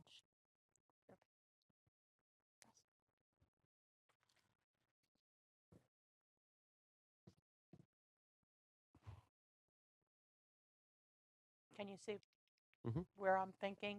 What kind of numbers, what kind of an expense would it cost us, as Mr. Bickford said, to feed the child, to feed all children?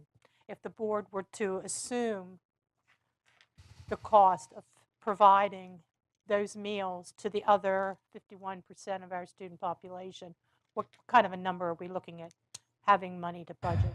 Off the top of my head, and I can't remember the budget numbers clearly, I want to say that the revenue line item in the food service fund for paid breakfast and paid lunch is somewhere in the ballpark of about $1 million. Could be more than that. We could provide the board with that data. Definitely, the policy committee could be provided with that data.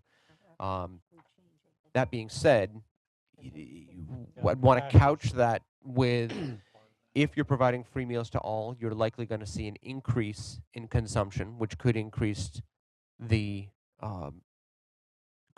value to the Board of Education. The other option is we could look at alternate programs for a number of schools, like the community eligibility program, where we have a limited number of schools. There are others that potentially could be eligible that could reduce the board's portion. And so we really could run a lot of data and look at how we could share that expense to reduce the impact on the general fund. Thank you. I'd be interested in seeing that data. Yeah, absolutely. Mr. Stauffer. To expedite this thing a little bit, let's see about, as already been mentioned, sending this back to the policy committee, and then we can hear these ideas that Mr. Prue has just been talking about and reconsider this portion, so we don't elongate this discussion anymore this evening. Okay, so then my recommendation would be that we defeat this motion, that we vote this motion down. If we're returning it, there's a motion on the floor to approve this first reading. So we want to vote this motion down in order to return it to committee, correct? No, it always goes back to committee after first read. You Well, don't have to turn it down. there's a motion on the floor, so we'll have to take a vote on the motion, correct? All right. Can't we withdraw the motion? So we're voting, okay, the motion is to approve the first reading of proposed changes to policy EFEA entitled Local Funding of School Lunch, and to rescind policy EFF entitled School Lunch Breakfast Program. Can't we withdraw the motion? Mr. Reitner, you have a question? So Tony's going to post this publicly as your approved motion and seek public comment before the second read is what that would do. What I'm saying is we want to vote this down. There's a motion on the floor. You don't want to vote it down. We want to move it on to the policy committee so it can be altered. Okay. We have made major changes between a first and second read in policy committee on a few occasions, depending on which policy you're talking. So are you going to then withdraw the motion and have Mr. Stauffer withdraw his second? There's a motion on the table that needs a vote, is my understanding. Well, we have So to we're vote either on it. If we approving the approve it. first read or we're not approving the first read. If we approve the first read, then public comments on that first read. Right, but we take into consideration what the board has discussed during the meeting also to make changes between first and second read. We have made many changes to policies between first and second read based on suggestions by board members. Remember the different colors we use and which ones are from board members? Okay. But we always approve it. You can Otherwise, you're just throwing the withdraw whole thing out. Motion in a second. Okay, so the vote is to move to approve. So vote as you will, whether you're approving this first read and wanting it to go to public comment Can we get or not. Mr. Mr. Trotta Rydner. to weigh in on if we defeat this, is it gone all the way? Well, the board has several options, but its past practice has been to approve the first read, and then the policy committee reconvenes and considers the comments offered by board members, and then oftentimes will modify the language. If somehow the policy committee would then authorize us to move forward with a second reading. And the benefit of the first read, as Dr. Michaels noted, is that it gives us an opportunity to have some public comment, perhaps on the content of the first after the first reading. It would then come back to the board for a second reading, and that's really where the final decisions are made. So the board could at that time could vote it down, or could move to ask the policy committee to study it further. We did with the fundraising policy, as I recall, that was and that was probably about a year and a half ago. After the first reading, there was a decision, well, let's just kind of reconsider the fundraising policy, because there was as a matter of fact, yeah, I think there was a first read, because the public was confused about the application is applied to different entities, as you may recall. But to provide a concise statement, the board has approved the first reading, policy committee has reconsidered, and then it comes back for a second reading. Okay. So the vote is to approve the first reading of the proposed changes to policy EFEA. Mr. Rydner. I have another thing here I'd like to ask for clarification Sure. on, please. Tony, definitions. Yes. School day, the period from midnight before to 30 minutes after the end Federal definition. of the official school day. That's your federal government? That's the most ridiculous thing I've ever heard. That's federal law, huh? Directly, we've had some, as we studied it, we had some questions, and it's been taken directly from the federal law. And if I can, that Congress asked for this for the purpose of school meal programs. Several years ago, Congress charged USDA with defining the school meal day or the school day for the purposes of school meal programs, more specifically related to wellness. But that is a federal definition relating with school meal programs. Does not affect the instructional day or anything you would do instructionally, but it is for child nutrition programs. Well, the way it reads, it's our school day now just starts at midnight, and we don't get finished until 30 minutes after, the last class. That's pretty interesting. We discussed that. But it does also goes into the regulations that Dr. Michael, I guess, or you guys put together, or Dr. Michael would have put together. And it leads me to something else that made, so I guess we're talking about, when we look at the guidelines for food and beverages, Jeff, let me read it to you so you know. Classroom celebrations will not include food, but will offer age-appropriate activities. Suggestions outlined in Exhibit ADF-E2.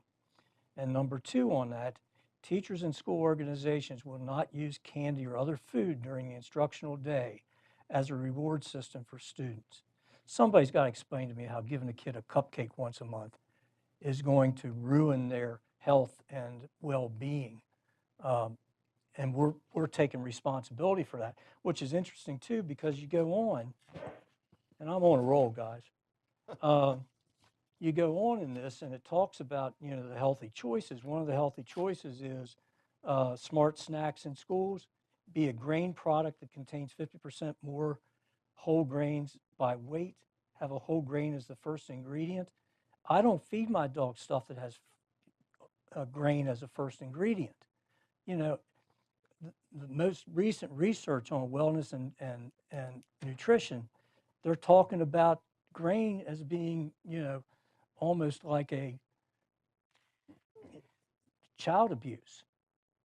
So it's, you know, Excuse me, Mr. Ridenour, what is it that you're reading I'm from? reading from the Regulations regulations. Regulations. Yeah, for another, because, and for I, another policy? I don't No, know. for this policy. For this This policy? policy. You know, the reason I guess, Mrs. Williams, is that I saw the school day there and I saw school day on the other thing. Mhm. And it didn't make a whole lot of sense. Neither one of them made much We sense could to add me. federal school day, Yeah, well, federal whatever. definition to the. So I guess, is it true that the definition or the thing that I said about healthy snacks and the, you know, not having candy or whatever else is mentioned there, that's federal regulation also? The decision to reward with candy or to have food involved in school celebrations is a local decision. When the Wellness Committee convened over the last year, we discussed that particular topic at length. School health staff presented data where the lion's share of our EpiPen injections relating from food allergies came out of classroom celebrations. We also have inclusion issues with some of our students that can't eat the food that's provided by some families for classroom celebrations. They may or may not know that that celebration is happening and have not provided a snack from home. And so the decision was made that we just shouldn't have them at all. So because of one or two, we're getting rid of it all? That's correct. Okay, I mean, I don't agree at all. Again, I'm on a roll, like I said. I just fail to see how giving a kid a candy bar, or not a candy bar even, but a lollipop or a cupcake or a donut, you know, and looking at it, you can't give a kid a donut. I don't even know if they should even be bringing them in before midnight, you know, if it's a school activity of some type. So what are we doing on concession stands? No. Concession stands are after the school day, so Well, they're okay, encouraged to offer midnight healthy until- items, but Okay. I just want to say, we debated the definition of a school day. In fact, I asked the question about it in policy committee, and the agreement was to take the federal government definition of it, regardless of how ridiculous it was. That was from their literature, and that's why it's in there. So the policy committee laughed at it too, but that's the federal government language. Anyone else? I just have something I'd like my colleagues to look at for policy statement and procedures. A is a restatement of the purpose. And I'm just wondering if we do as Mr. Ridenour is saying in policy committee and remove E, I don't know that there's any policy left aside from the fact that we're authorizing the superintendent to write regulations to implement the policy. Is there then a policy left? Sure it is. We're required by the Maryland Department of Education to have a policy on meal charge. Okay. That's actually being driven by the federal government, then by the State Board of Education. So you must have a policy. Do you understand what I'm saying? I don't know that there's any. Sure. I mean, it's still, It's you got A, B, C, statements D. saying that and under the law, they are to receive breakfast and lunch at no cost if they are eligible. I don't know. I think the policy committee has a lot of work to do on this. If the law says we have to have a policy, I think it's back to the drawing board for Yeah, this. that's what we want. Okay, let's move to the vote. Move to approve the first reading of EFEA. All those in favor? 1, 2, 3, 4, 5. Student member concurs. One in opposition?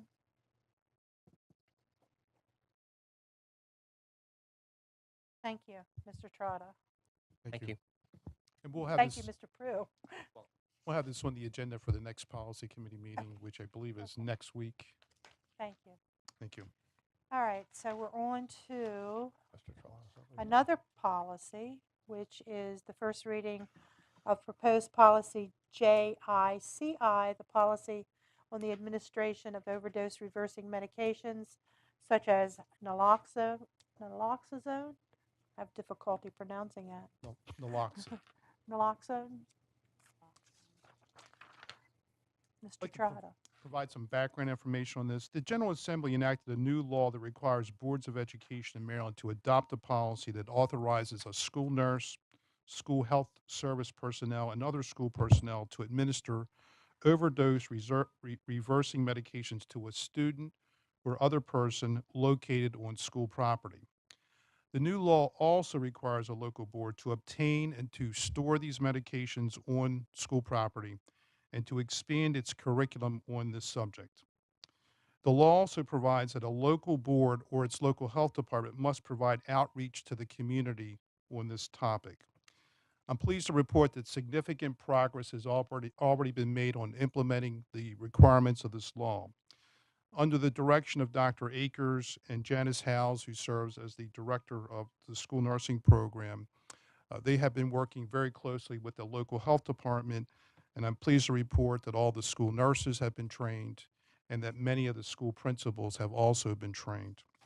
Dr. Akers and Ms. Howes have also taken the lead on securing the medications, and they are now on site at our schools as required by the law. I'd like to thank and thank Dr. Akers and Ms. Howes for their assistance. I'd also like the board to be aware that Dr. Akers was selected to serve on the Washington County Opiate Senior Policy Group, which is focused on addressing this health crisis. Under the direction of Dr. Pugh and Dr. Eric Michael, the Director of Athletics, the curriculum is being expanded to further address the dangers of drug abuse. The policy that's been presented for your consideration is modeled after the requirements set forth in the state law. The policy committee is requesting the board to approve the first reading of policy JICI, and we certainly welcome comments and questions. Thank you, Mr. Trotta. Is there a motion? Madam President, I move to approve the first reading of proposed policy JICI entitled Policy on Administration of Overdose Reversing Medications such as naloxone. Thank you, Mrs. Fisher. Is there a second? Second. Thank you, Mr. Ridenhour. Questions for Mr. Trotta or discussion? Did we have to spend any money to acquire the naloxone, or was it provided? Yes, we have. Initially, we thought perhaps the health department might be able to provide it at no cost. Despite their efforts, they weren't able to do that, but there has been some cost to the system. And actually, there was a point in time where there was a shortage of the medication. I'm not sure if that's been addressed yet, but our schools have the required medications on site. The law that was passed by the General Assembly was very unusual in that they weren't able to put money in the budget this year, but they're going to put money in the budget next year for this. So they asked the local boards to try their very best to implement the law, bearing in mind that they had not provided any financial support for these new requirements. So we're hopeful that we'll qualify for some of those funds that they're planning to put into the budget this upcoming fiscal year. Any other questions? No? Okay, the motion is to approve the first reading of proposed policy JICI. All those in favor? Okay. 6-0, student member concurs. Thank you. All right, we have a policy, first reading of policy JD, school census. Thank you. The policy committee has undertaken a review of section J of the policy manual, which is entitled Students. The intent of the policy committee is to rescind policies where they're no longer required or where a topic is already covered under existing state law. Current policy JD, which is entitled School Census, is specifically addressed by Section 4-113 of the Education article of the Annotated Code. Since policy JD is addressed directly in state law, the Policy Committee is recommending to the Board of Education that policy JD be rescinded. Thank you. Thank you. Is there a motion? Madam President, I move to approve the first reading to rescind policy JD entitled School Census. Thank you, Mrs. Fisher. Is there a second? Second. Thank you, Mr. Ridenour. Questions for Mr. Trotta? Discussion. Okay, seeing none, we'll move to the vote. The vote is on approving the first reading to rescind policy JD. Raise your right hand. 6-0, student member concurs. Thank you. Thank you, Mr. Trotta.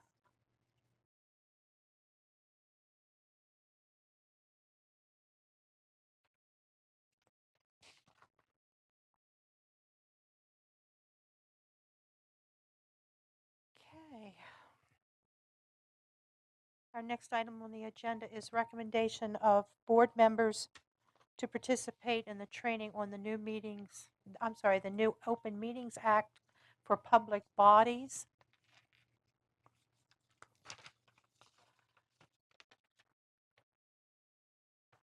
We have had several board members express interest in receiving this training that's going to be offered by MABE, and we're fortunate to be able to have that training offered here locally.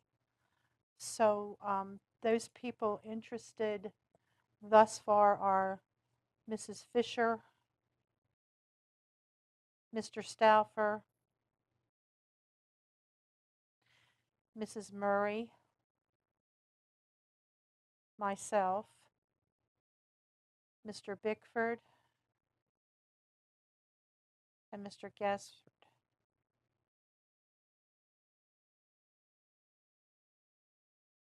Someone like to offer a motion that those members who have expressed interest in receiving training will be designated as the Washington County representatives to receive this training. Mrs. Williams? Yes, sir. I'll go ahead. Let me make the motion, but Okay. I want to state something when we get finished. I Sure. move that the Board of Education members mentioned by Ms. President Williams who have expressed an interest in receiving training under the Open Meetings Act be designated as the Board of Education of Washington County representatives to receive this training. Is there a second? Thank you, Mr. Bickford. Okay. Discussion. Just Mr. one Ridenour. thing. Again, this kind of sounds like it's closing it off. The training is held also online, which is where I will get my training. So I will have the designation once I do the online training, which may be before you guys do it. So I wanted to make that clear. Thank you, Mr. Ridenour. Anyone else? Mr. Bickford. As I stated to you, President Williams, there's a possibility that I'll have to pick up my daughter from college that day to bring her home from Christmas. But so in that case, I would also take the class online. All right, thank you. Anything else? Any other questions, discussion? All right, Mr. Stauffer. I just like to add, I'll take it in the classroom because I hate doing stuff online, always did, so I'm old-fashioned that way. All right. Am I correct? December 8th, was that?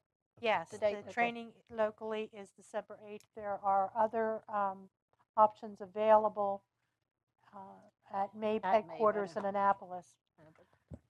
Okay, so the vote, all those in favor? 6-0, student member concurs.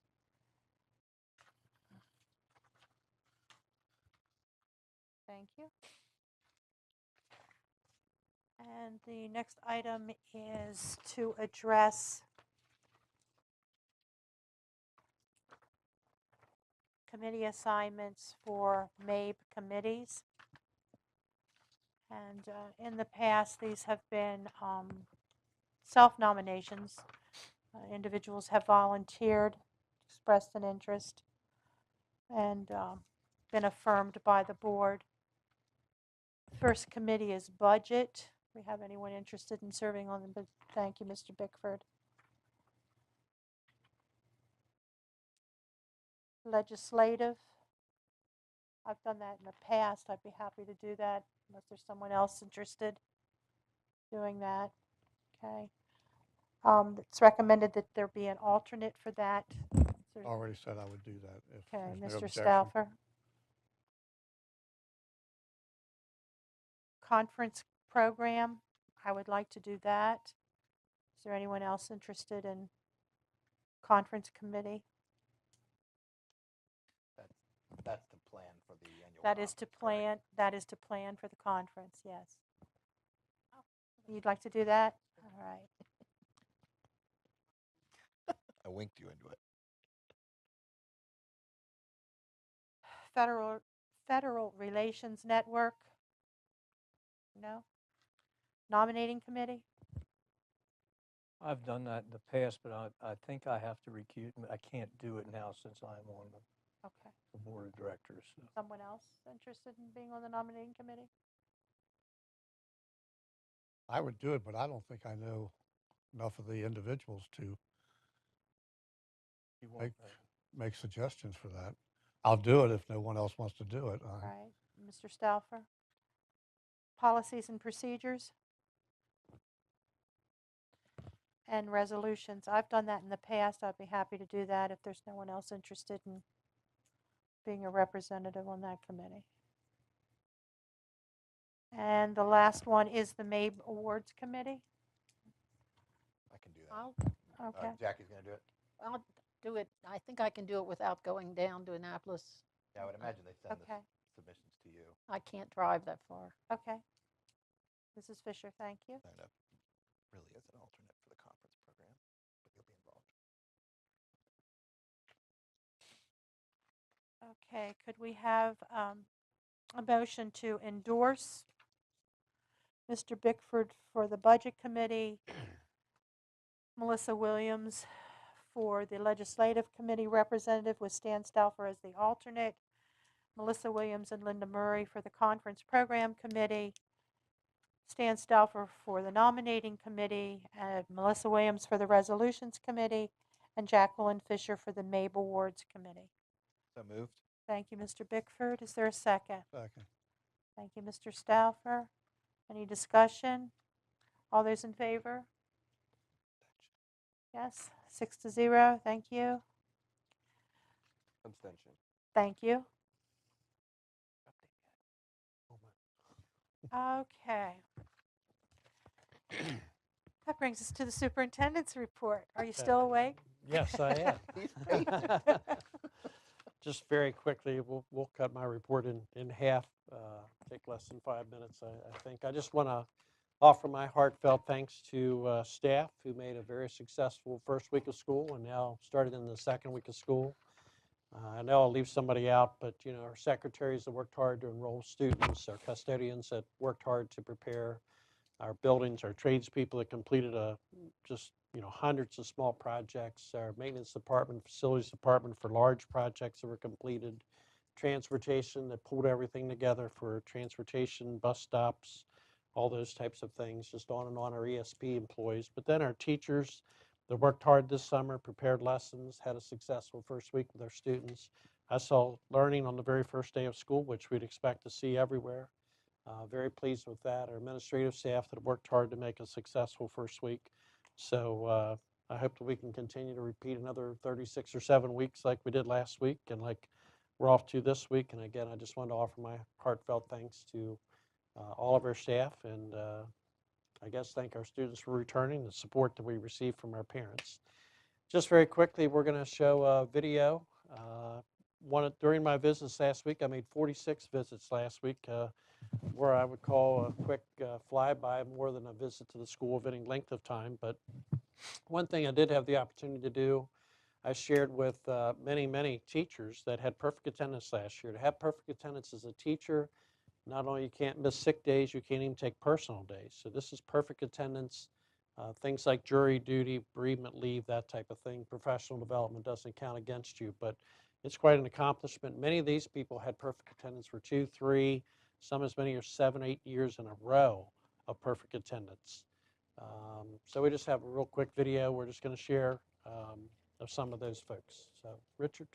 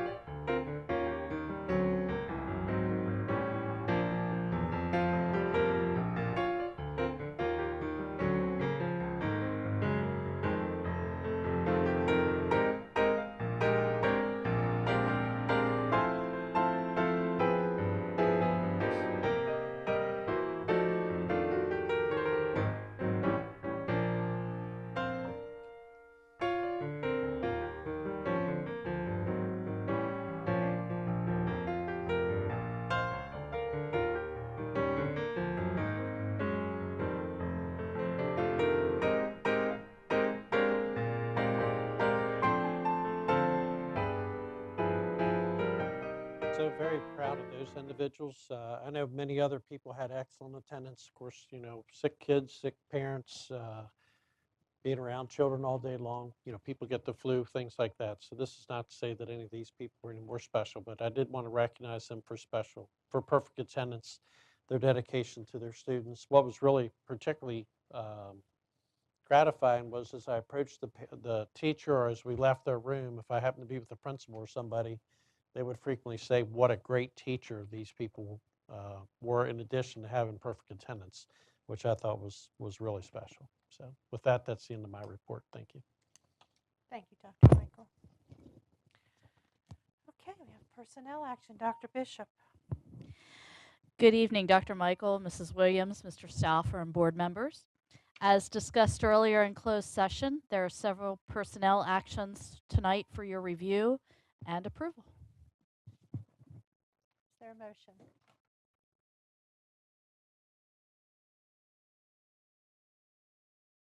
Move to accept the personnel report. Thank you, Mr. Stauffer. Is there a second? Second. Thank you, Mrs. Fisher. Any discussion, questions for Dr. Bishop? All those in favor of approval of personnel actions? Okay, thank you. 6-0. Oh, I'm sorry. I did not see your hand. I apologize. Of course, I didn't see your hand. I apologize for the error. So the vote then is 5 in approval, 1 opposed. Mr. Bradner? Thank you. Thank you.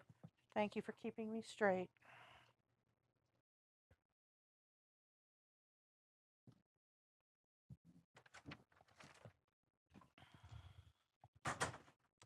Back to you, Dr. Michael. We have a report tonight on the PARCC assessment results. Staff will make this annually as a report. It includes our combination of elementary data, middle school data, and then individual grade level data, and then some of the initiatives we have to address some of the concerns we have. So I'll turn it over to Dr. Pugh.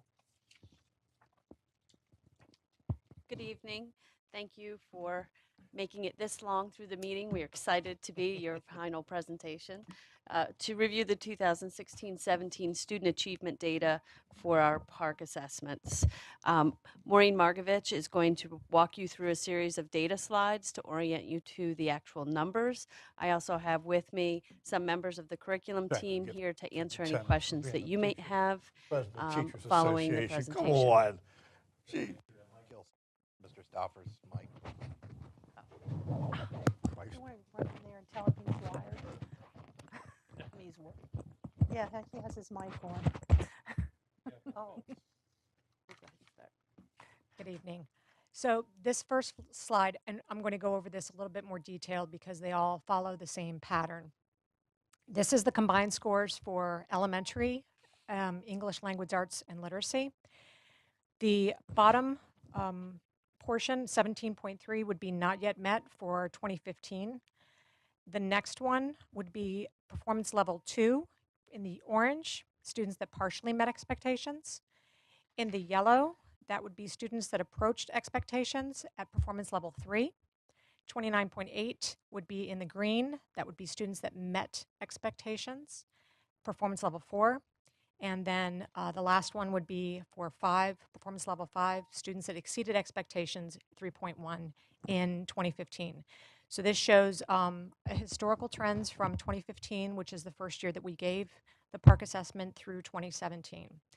The 4 and the 5 combined would be the number of students that are proficient. So for 2015, that was 32.9% of our students. In 2016, that number was 36.8% of our students meeting or exceeding expectations. Then last year, for grade 3 through 5, that was 36.0% of students meeting or exceeding expectations.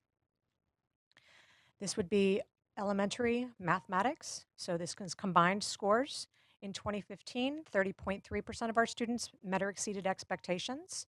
In 2016, 32.2% of our students met or exceeded expectations.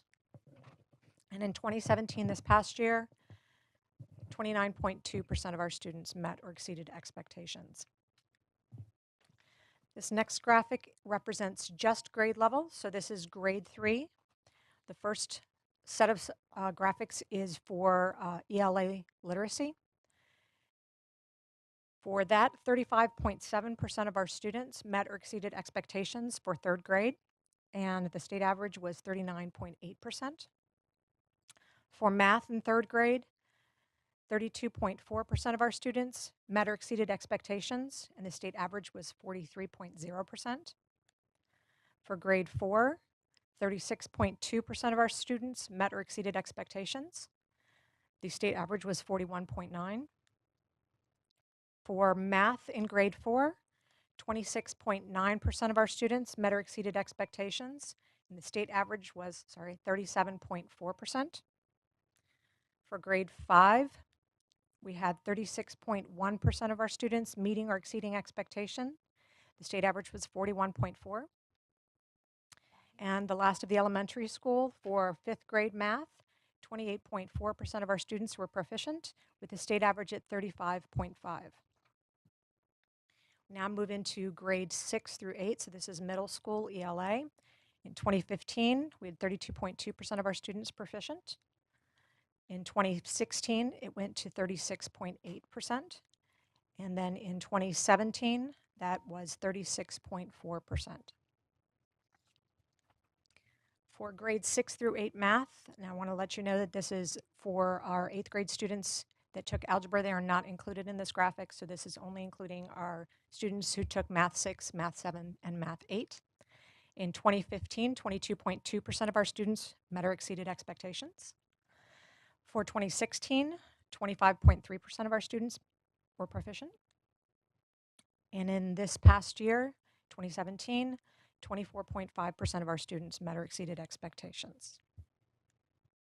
Looking at each grade individually, for grade 6 in ELA, 35.2% of our students met or exceeded expectations, and the state average was 38.4.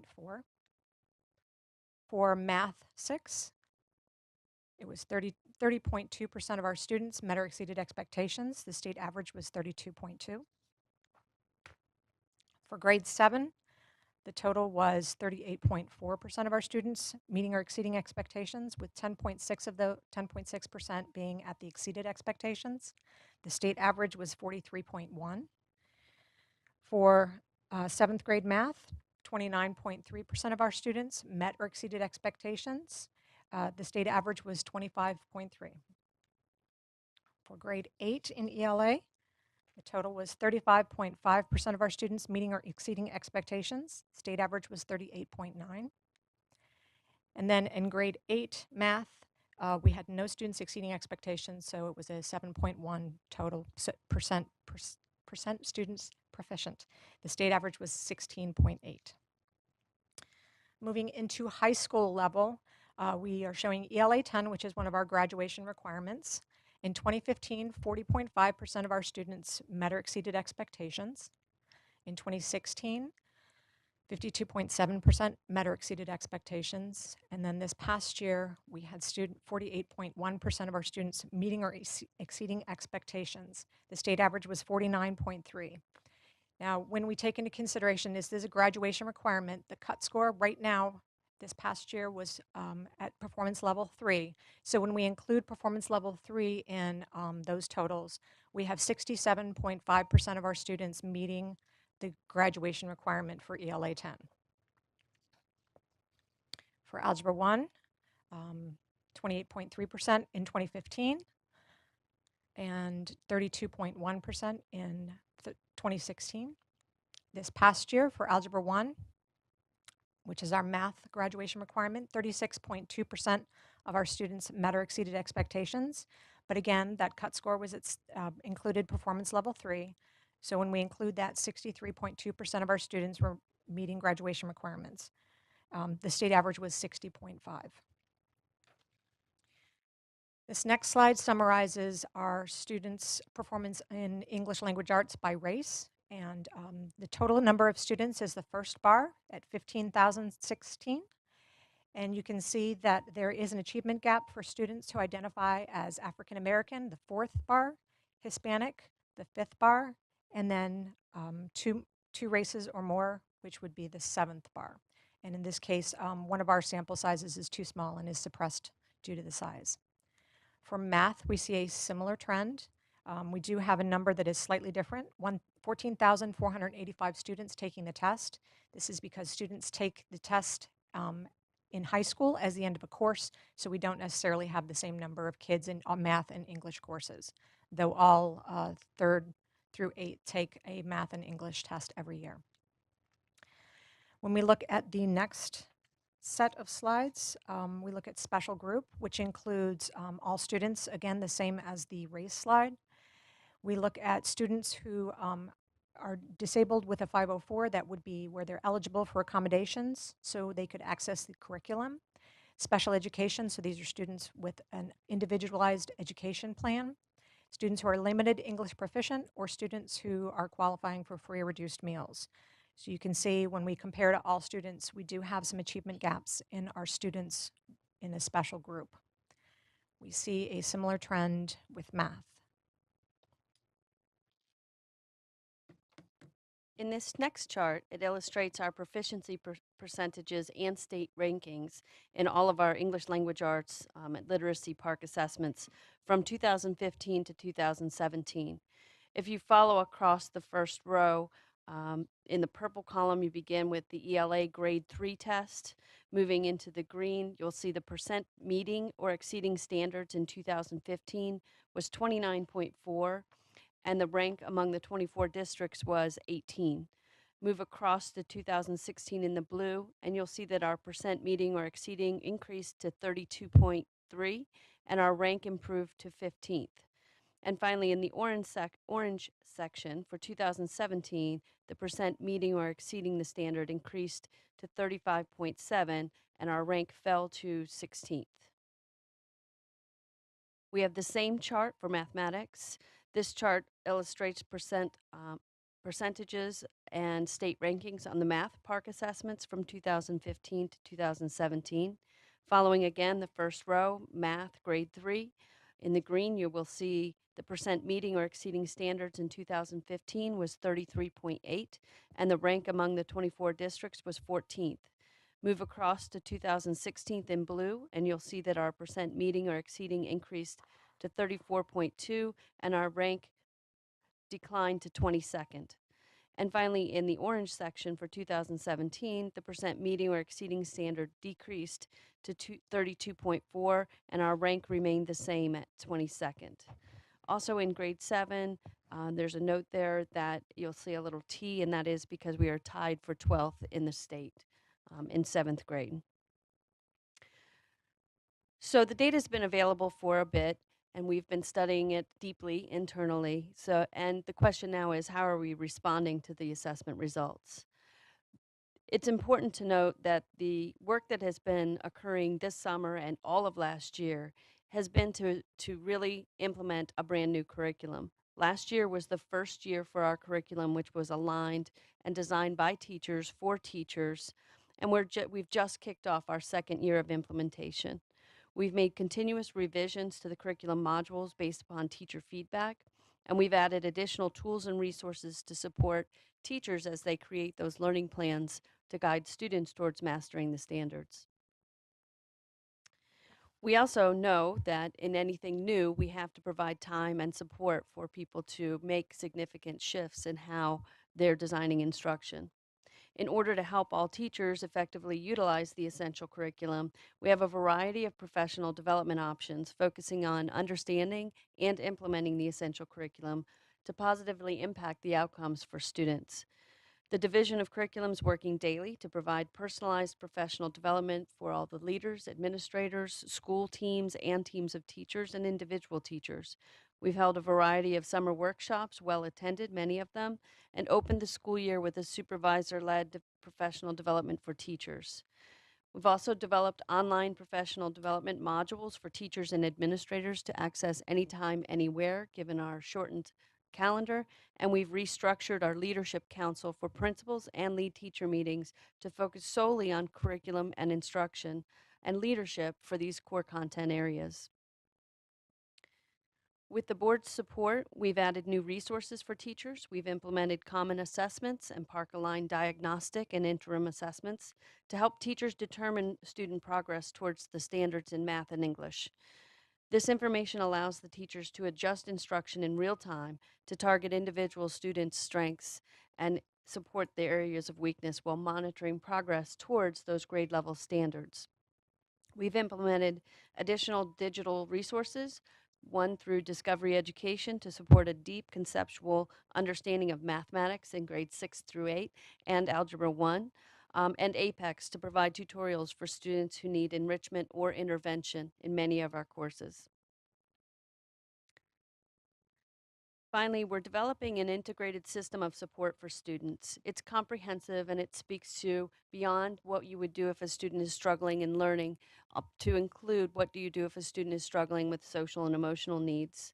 It provides one place for teachers to access and organize services to support student learning in the classroom, particularly for our special populations of students, including students who receive special education services, who are English learners, and those who are in gifted and talented programs.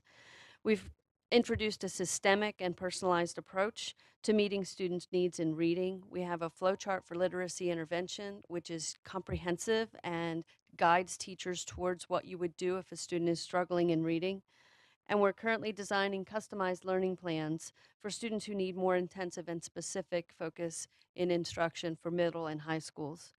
Through your support, we were also able to expand our pre-K offerings, which will help, and provide additional teaching positions for our English learners, including a Title I English learner pre-K and family liaison, one middle school, and one high school teacher. These are just a few of the high-level things that we're doing to address the data as we continue to dig through and work towards helping our students succeed with these newer, higher standards. Thank you. With that, I think staff will be glad to entertain any questions. We just want to publicly make our report regarding PARCC. I do want to thank Dr. Pugh and her team and some of the members that came out tonight to support the presentation. A lot of work has gone into our summer effort and our preparation for the new school year and our plans for the upcoming school year, how we're going to address a variety of things differently, and I want to credit them for that effort. Questions? Question. Mr. Pickford? If a student doesn't pass PARCC after a certain number of terms, a certain number of times they get to do a project, correct? Correct. Is that factored into the results as well? This is not, because at this point, this is the first year of students that are taking the assessment. So at this point, these are all first-time takers. Okay, got it. And that's only in high school. So, Referencing yes, high that's school, only in high school. this would be the bridge plans. Part of the challenge there will be, right now, the state's counting the level 3 as a passing score for graduation. They're scheduled right now to move that up over 3 or 4 years, 2 years. So it'd have to be a 4 and a 5. So it'd be those two, that green and blue band would be our passers if we don't increase that. So it won't be that 60%. But part of the challenge statewide, even for us, 40+% of our kids are going to have to complete a bridge plan. It's going to be a huge amount of paperwork, to work through that process. We'd be far better off for the student and for, like I say, the work that'll go into these bridge plans that the students could pass in their first attempt. Anyone else? Go ahead. No. Go ahead, Linda. Okay, couple of things, guys. I think we've been around each other enough to know that I despise PARCC. Always have, always will. I tried to do some practice tests. Of course, it's hard to take it on a cell phone, but I would not be afraid to say that an awful lot of people sitting in this room and people in the business community couldn't pass the 8th grade math or the 9th grade algebra or some of the ELA. How do they determine the passages that are used for the English section? Because, be truthful with you, I couldn't stand any of them that I read, but just being brutally honest, it's not my cup of tea. But I can explain that for you. The texts that are Please do. chosen, when students are assessed doing the PARCC, they're seeing a variety of text. They will see what's called readily accessible text, and that means that it should be at their grade appropriate reading level, that with everything said and done in a typical student, they should be able to read that text and make meaning from it with accuracy and being able to pull evidence and explain their thinking. They're also given text that is moderately challenging, and they have to be generally accurate. Okay? What we're looking at here is these are the difference between a 3, 4, and a 5. To achieve a score of a 5, a student is given a very complex text, very hard, not readily accessible at all, and they have to be moderately accurate. out of curiosity, for the ones that, like I said, I couldn't, it was hard to do it on my cell phone, and my other devices at home aren't working real well. But, some of the things that I read, I'm reading the passage, I'm looking at questions, and it ends up being basically an ABCD, and I'm thinking to myself, now we're trying to get them to think logically and more in depth, yet we're still giving a multiple choice test, which doesn't make sense to me, but I can help explain that a little bit too as well. Oh, I can't wait. There's a whole lot of science behind the assessment, but it's a reminder that PARCC is assessing a student's comprehension and their ability to access and make meaning, whether they can read every word or not. That's what a lot of our professional development has focused. That's a shift from old tests where it's answer this and answer these questions. What they're asking students to be able to do is given something very hard. I often compare it with teachers to how a lot of us made it through college classes that we didn't really like. You don't necessarily have to read every word. Can you take something and make meaning from it? And that's very different than you need to read every word. If you can read every word and make meaning at grade level text, you're a solid 3 on PARCC. If you can make meaning from something that's a little bit more complicated, so it's a message you hear often of us saying we need to put all different varieties of levels of text in front of students so that they can manipulate information and generate some meaning. So what happens is those multiple choice on a PARCC, different from before, is what they call quality of evidence. A student could answer a question, and if you chose A, you were kind of accurate. But there may have been one that was more supportive if you read more details in the text. It's a very different type of assessment. It is something that's very different for teachers to teach to and to understand themselves. So that's why we've had such a heavy focus on professional development. It really is assessing total comprehension, not one thing at a time. So we are teaching to a test again. He caught you. Just said. Wrong words. Yes, Standards. they the are the wrong Standards, words. no. I would never teach to a test, but if you look at it, if this applies as well to the redesign of the SAT, it also aligns to what we're asking students to do on AP exams in high school. Again, it's not going to be the simple test they were given before or the SAT that we ever saw. It's very similar. I'd venture to say all of them are also written by the same testing company. Go ahead, Stan, I'll come Mr. back. Stauffer? No, I'll come back. I've got a bunch more. I should know this, but I don't. Do students get readers like they used to on HF? Yes. Okay. And students would get, and for ELA, they would need to qualify for a reader, but they do have what is called an accessibility feature, so that students who are taking, any student that is taking a math test is able to have it a text-to-speech or read to them so that they can access the content, and it turns what is a reading test back into a math test. But any student is able to have that. Anyone else not here? Want to go ahead? Something? Not right now. Go ahead. I have a question. What you hear teachers and parents and things complain that it takes so long to get the results, and I know you guys can't wait to see the results. What takes so long? Why does it take so long to get the results back? Generally, it's the student's written work Okay. and having That's to what I hand figured. score all of those responses. So you're having somebody that has to You might have a read, better answer. or several people that have to read what Yes. they've written Yes. and judge it. Okay. Yeah. The other thing that we have noticed that impacts that is our testing window is based on our school calendar, and last year our school calendar began earlier than other counties in Maryland.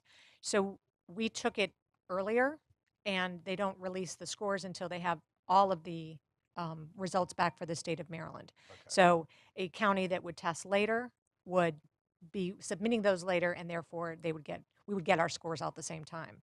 With us all starting at the same time, hopefully they're going to be able to decrease the time from when the kids see the test to when we get the results back.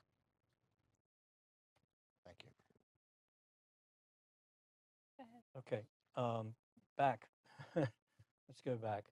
Again, like I said, you're not going to change my mind about PARCC, and apparently some states, have decided it's not for them either.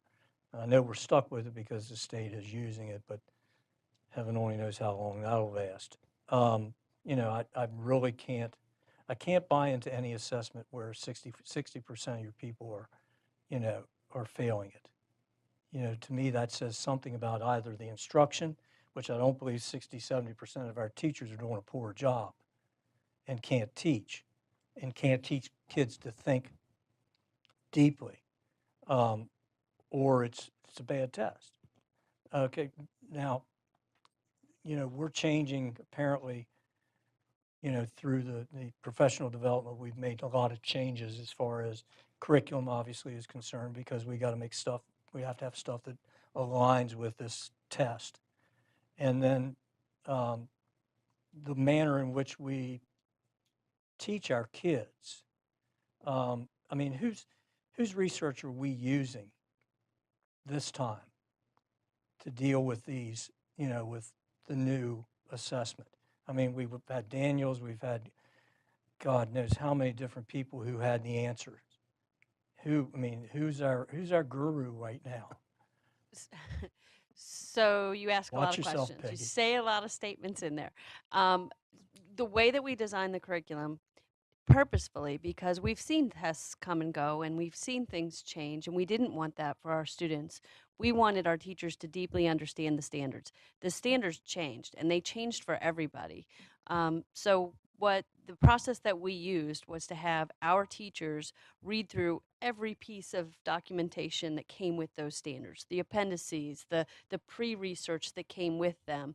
And then we walked through a process. We did follow an understanding by design model. That's Jay McTighe and Grant Wiggins.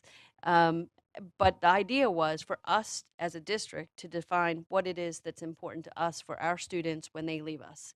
And so each discipline went through that same exercise with groups of teachers to come up with what they felt were some solid five to six transfer goals, things that all students should be able to do, despite and regardless what any test would be, in order to be successful beyond school.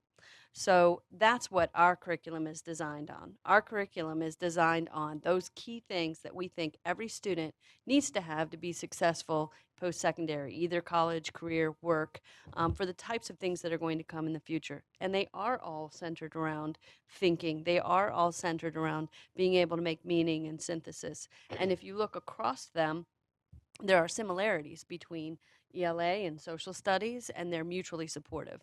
So we took those key things and then backwards mapped. So the standards are aligned now to our big goals. We've packaged the standards so that they support the big goals, because you're right, we didn't want to do it again, whether the state changed an assessment or not. So we think it's a good design. I mean, we're continually open to feedback. We're putting a lot of supports in. We're doing a lot of discussion ourselves. We use Hattie's research to determine what instructional strategies are going to work best, particularly in the reading. We've done a lot around our literacy flow chart, around a methodology of classroom-focused improvement that has the 4 A's, we call it. It's act, assess, adjust, and it's a continuous cycle of looking at students' work and looking at what they're producing in response to the instruction so that we can continually adjust rather than wait and then have to remediate. We would prefer to be able to real time address any learning issues students have right then and there. It's also designed around mastery. It's not a scope and sequence that after 2 days, if the student doesn't get it, you move. It's really about no, it's important that the students do understand it and that they can do it independently. And so if they can't, the teacher has the latitude to bring it back multiple times. So that, I mean, I could talk forever. I apologize. May I go? Yeah. Please. Yeah, sure. The pages aren't numbered, but I'm looking at the rankings, proficiency and state ranking. And Dr. Pugh, I heard you say several times in responding to Mr. Stauffer, our curriculum. You're talking about the curriculum that was designed in Washington County, correct? Correct. And I look at these rankings and I think, are there other counties who have a more effective curriculum? That's what I'm thinking. Would that explain why our ranking is what it is? I know in my heart and in my mind that our teachers are working hard. Everyone here is working hard. So the question then becomes, are we working at the right thing? Are we working with the right curriculum? Excellent questions. Excellent questions. And my answer to you is simple, is that many of the districts around us developed their curriculum in year one of when the standards changed. There are districts around us who have been in full implementation of their curriculum for 5 years. I would maintain that in year one, to not see a complete dip is a good thing. To see flat is okay, knowing that we're changing things in our classrooms. We're changing things for our teachers. We're changing things for our students. And we're actually seeing them be excited about the things that they're doing because it is a different approach. So do I have faith in our curriculum? Yes. And will we see results? I do believe we will. But why are we not? Why are we where we are? Because we're late starting, I think. I think one of the workshops I attended this year on fractions, we're in day 2 or day 3. I stopped by each day of the workshop, and I asked the content specialist that was sharing the information, because the teachers were having aha moments. Like it took to like day 2, maybe halfway into the afternoon, before they were having some aha moments about why their children weren't learning. And I said, well, why are we struggling with this so much? And this person had come from another county. She shared, well, in the county she just came from, they've been doing this for 5 years. So I think we are getting a late start. I'm not worried about the PARCC results as much as I'm very passionate about the future of our children. And I think the thing that we're going to struggle with as a community, as a culture, as a nation, is understanding where this job market's going to go. This thing is going to change beyond our wildest imaginations over the next 5 to 10 years. I just believe that with all my heart.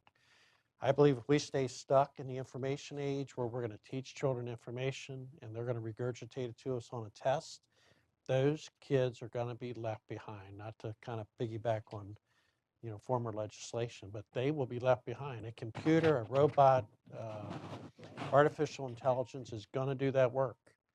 We are going to see very rapidly, I think, some of the service industry, $15, $20 an hour jobs just disappear by artificial intelligence and robots again. I think it's beyond what we can even believe.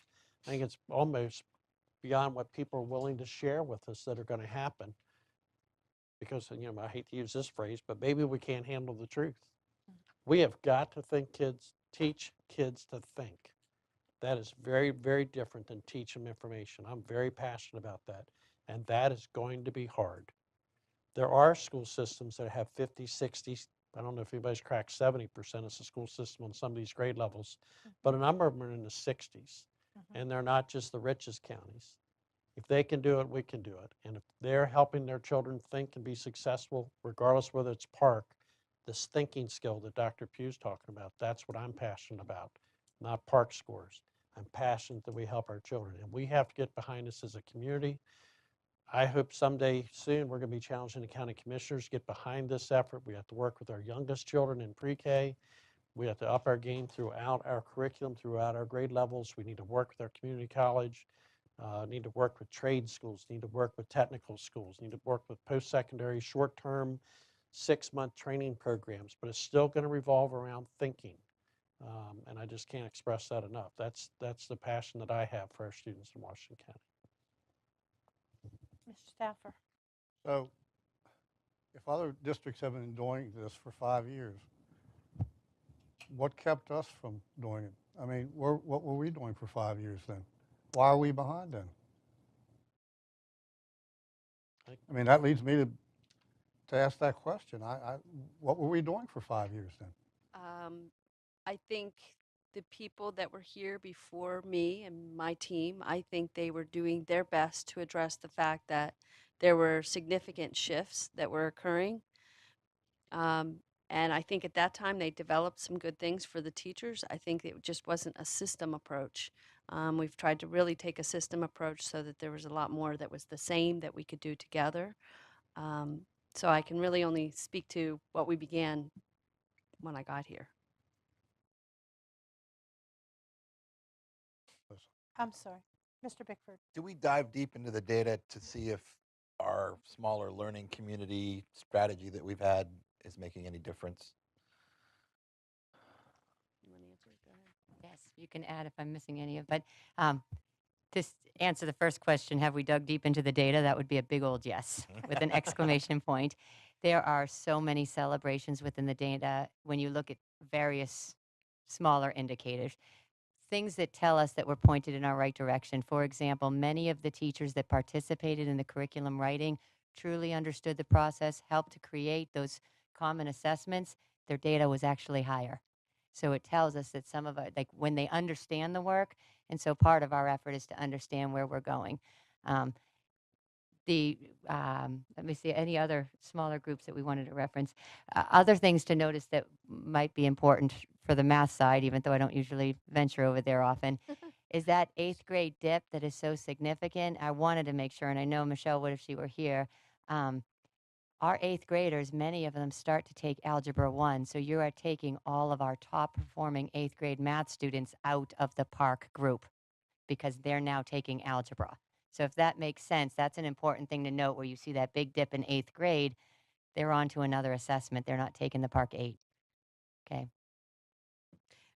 We're continuing to analyze some of the small groups, and with 1 year of implementation, at the same time we were rolling it out and asking people to do it, and then rolling the next module out and asking people to do it.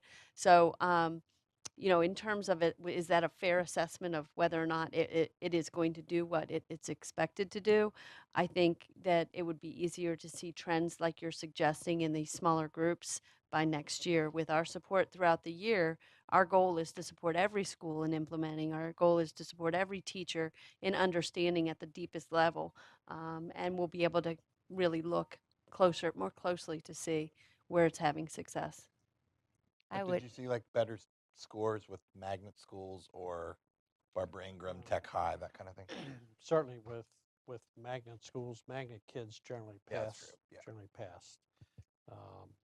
And we've looked through that. We backed out magnet kids and looked at school populations separate of their magnet kids, looked at school populations with their own kids that were just happened to be in the magnet programs to kind of level that playing field. We have success stories, and I think it's much like Ms. Hanks pointed out. Those who really understand the curriculum well and are really teaching children to think are having success, and we just need to replicate that across our system. I also want to give justice to our content area teachers. There were other areas that we saw that even social studies, science teachers that participated in curriculum, but also embrace the disciplinary literacy and understand how it's all integrated. It's a much more integrated approach. We also saw some big highlights on that too. Students who are able to read and access historical text. A lot of that is how often are the teachers using primary sources. That's also on the SAT, and we expect to see that, hopefully, a very strong relationship between the two. Go ahead. You got a question, No, you please, go ahead. because I've had my share of Go time. ahead, please. Okay, couple real quickly. Do you guys, have you guys used any regression analysis? I mean, what I see is fine. I mean, it shows a little bit, but it doesn't show a lot. It doesn't show the impact of variables that you're talking about. Whereas in regression analysis graph would show that, what impact does, for example, class size have, or what impact does farm students, what impact, farm students and scores, how does that chart and graph out? I mean, I think that would, because just comparing us to another system, with a direct number doesn't tell me a whole lot. Why are we so far behind some? And I think having an analysis of variables would tell us a little bit more, and probably would tell the public a little bit more. And I think, I'd kind of like to see that at some point in time, but it's not easy to do, I understand. But you guys are the, you're the statisticians. You understand statistics more than I do. But I've seen that type of report, in my line of work occasionally. And it does tell you, it gives you some information that, you would never get. So, and the other thing real quickly, the writing rubric, that we have for PARCC. I mean, what elements do they add that? Because if I hear this once, I hear it a lot from teachers and the public that kids can't write. They can't put a noun and a verb together. Is that noticed, or does that count in a writing rubric? Yes. Or a writing sample? Yes, it's judged two ways. One is for actually the content of what they're writing, and then there's another measure for their conventions and being able to do that grammatically correctly. When you look at the data the way you were suggesting, it's across the state of Maryland, also across Washington County. Understanding how text is organized was a weakness for students, which would not be a surprise that it translates to is also a weak area in our writing. They could not write in an organized fashion. Right. Okay, so. Are we putting any emphasis or increased emphasis on that? Because for a long time, and you've been around long enough, it was just right. It wasn't write well or write structurally sound. It was just right. Has that changed? Because that would really be music to my ears if you say yes. And this might actually answer several of your questions that you've had throughout the night. is the fact that, as Dr. Pugh mentioned, we're not teaching to a test, but what the test is assessing, as Dr. Michael mentioned, is that our students are going to be thrown so much information. Just being able to read every word accurately is not enough for our students. They have to be able to pour through vast amounts of knowledge and pull some information. They also have to have some knowledge to begin with. Absolutely. But to do this, what I think traditionally in the past has happened, not just in Washington County, but across the country, we always look for a silver bullet that's going to give us the answer. And so whatever it is that's the important thing of the day, we're going to do it, we're going to do it well, and we're going to see the results, which may give us great results on a single particular test. The problem is there isn't a silver bullet for PARCC. PARCC isn't our ultimate outcome. So what you see that we've revisited in all of our professional development is actually what is good instruction, what is best practices. The research that we've used is, some of it goes back 30 years as to what we know works when you're teaching a child to read. There is the right way to do it. It isn't a fast silver bullet. So like Dr. Pugh said, we're not going to see overnight data shoots, but we are going to see improved literacy in our students, their ability to think. Our hope is that that is going to translate to these expectations on the assessment, but not necessarily our single goal. Good, but, and again, it goes back, I mean, you said it goes back 30 years. You can go back thousands of years. We have some the that's gone Socratic back method very was far. nothing more than question, answer, I'm sorry, but, that's what it was. And it would have been and would be considered upper level thinking skills and understanding. So, yeah, Well, okay. and just to speak to your analytics and your regression analysis, Maureen's thrilled to do more regressions. She is excited about that. But we are also coming upon a time when how schools are and school systems are held accountable is going to become a very complex formula that is not a simple linear regression. It is going to weight things, certain categories. It is going to look at things beyond PARCC assessment. So I think what we've done is we've put together our data and tried to analyze it, knowing what is coming towards us in terms of how we will be held accountable. So we've looked at the data now over 3 years. We may have some trends, but we've had a lot of changes in the variables. So we're trying to organize ourselves to make sure that we're, you know, able to speak to the different pieces that are going to be publicly available to everyone to determine our effectiveness as a district on the learning of children. So for me, the first thing to do is to have people actually truly implement the curriculum, understand it, be comfortable with it, be able to respond to students when they struggle and they don't learn, and be able to have tools immediately available to them, and to be confident that they can get students there. And then we'll look at how does the state put us all together and line us up and rank us based upon a variety of pieces of information, of which this is only one. So. Okay, thanks, it was fun. You're on. Anyone else? You had something you wanted to say? Well, I'm not sure. It's late, and We'll have my- additional reports on this- all this, I'm sure, going right. forward. The stakes in my mind are very high for those students who PARCC is a graduation requirement. Success on PARCC is a graduation requirement. So what are we doing? Can you tell me what it is that we're doing to support those students and to help those students who are nowhere near meeting that requirement? So it varies.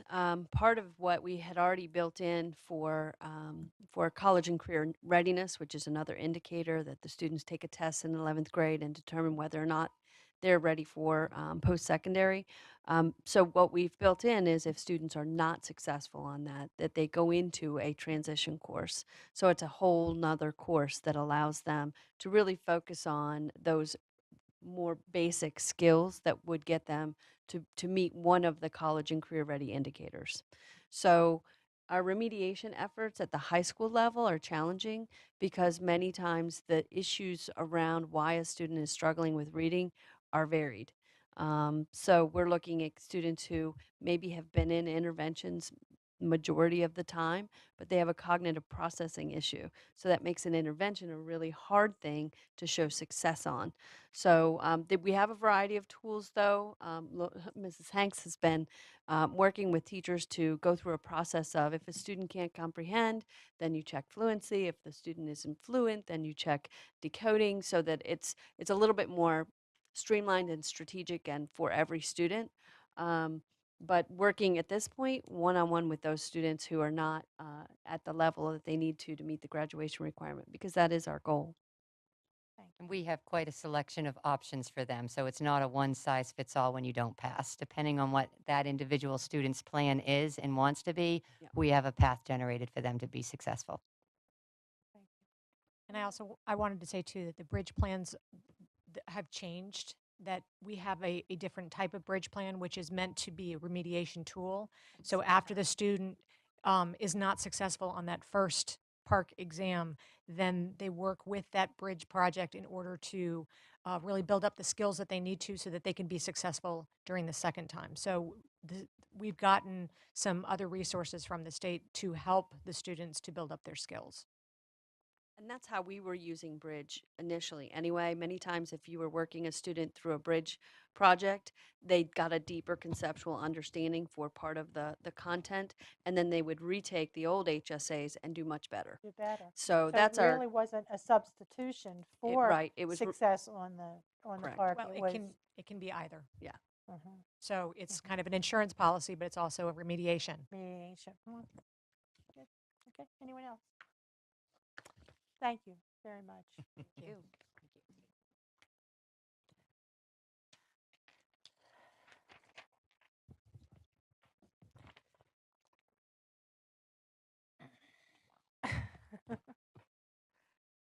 All right, we're to committee reports, board committee reports. Mr. Ridenour, would you like to begin? I have to meet with Terry and find out what probably, I'm not sure whether we're going to meet or not. It has to be something. I think we're getting close to a point that we can give a full report on the positions being filled and not filled. I think by the end of the month, we should have a pretty good idea where we are. Okay, thank you. Mrs. Fisher.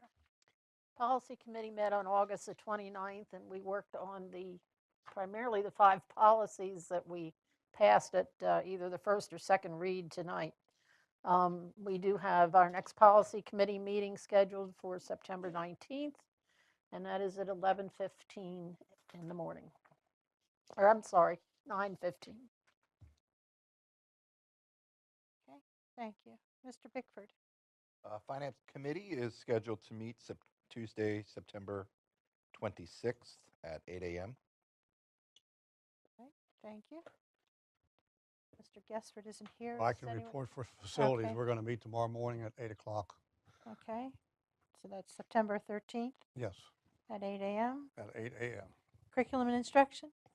The Curriculum Instruction Committee met on August 29th, and I would like to thank Dr. Pugh for her informative presentation, Planning for a Positive Impact on Learning.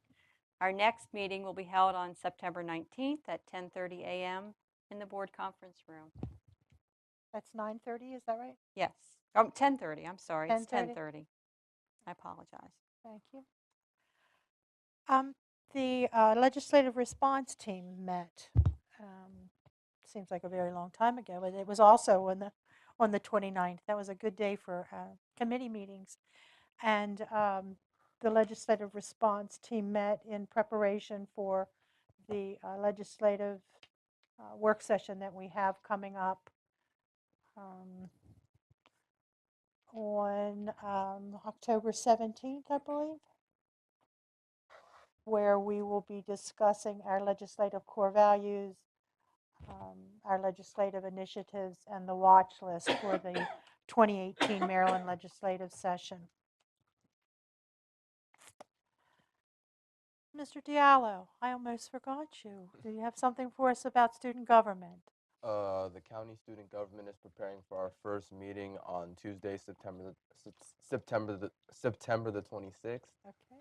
I'm still not sure on the location, but I'll make sure to send out an email as soon as I get that information. Okay, thank you. And do you have a time yet, or are you not sure of the time? I'll email that as soon as possible. Okay, thank you, Mr. Diallo. All right, so that brings us then to future agenda items. We have a list of future agenda items.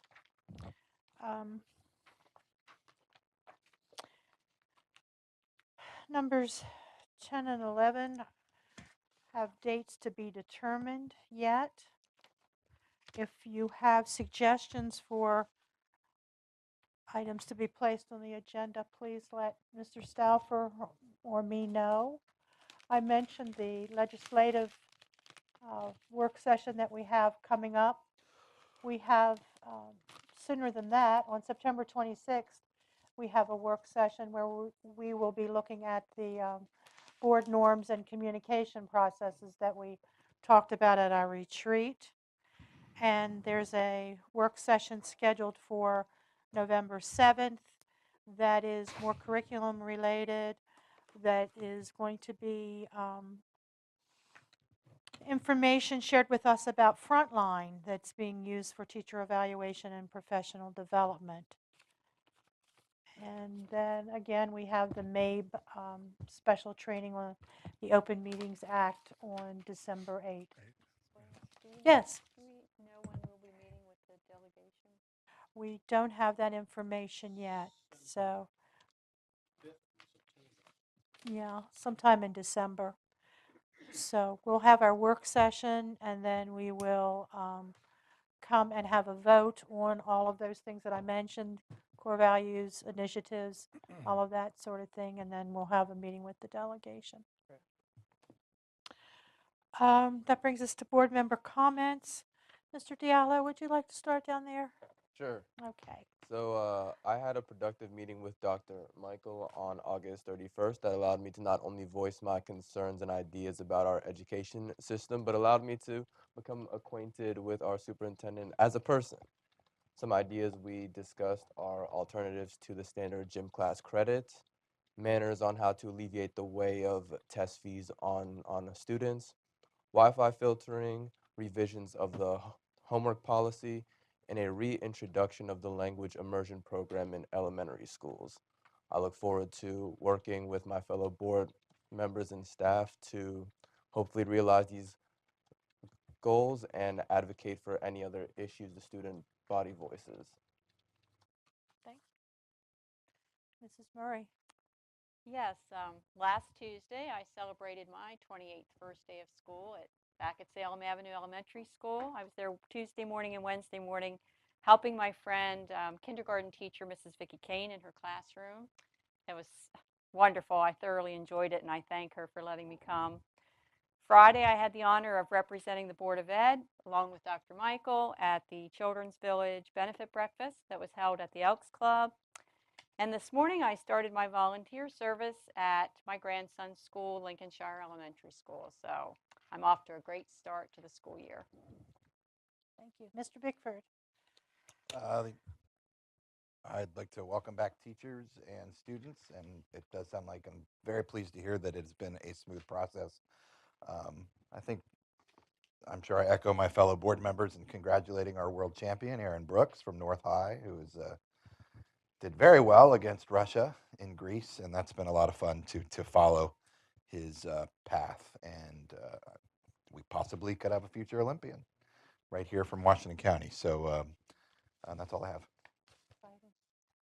Mr. Stauffer. I'd like to also reiterate about his first name's Aaron Brooks for winning the wrestling championship in 76 kilogram weight class, I think it was.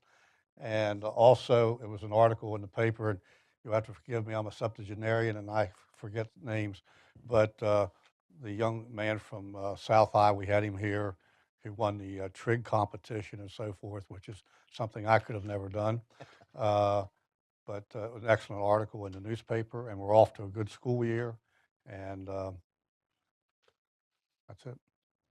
Ms. Fisher. I have nothing to add to that. Mr. Ridenhour. Real quickly, I got a message from someone, I think it was a principal, who was concerned because they heard that I voted against the personnel actions and I killed all of the, as a result, none of them were approved. So I want to let that individual know that one vote against anything does not, keep it from happening. Single-handedly, you killed all the. Single-handedly, man, I'm a lot tougher than I thought I was. Not a Yeah, jury. yeah. So just so if they're watching, personnel actions in the personnel group was approved. It was. Thank you. I, like Mrs. Fisher, have nothing else to add. Congratulations on a smooth opening to what I'm sure will be a very successful school year. Thank you all. Good night. Meeting adjourned.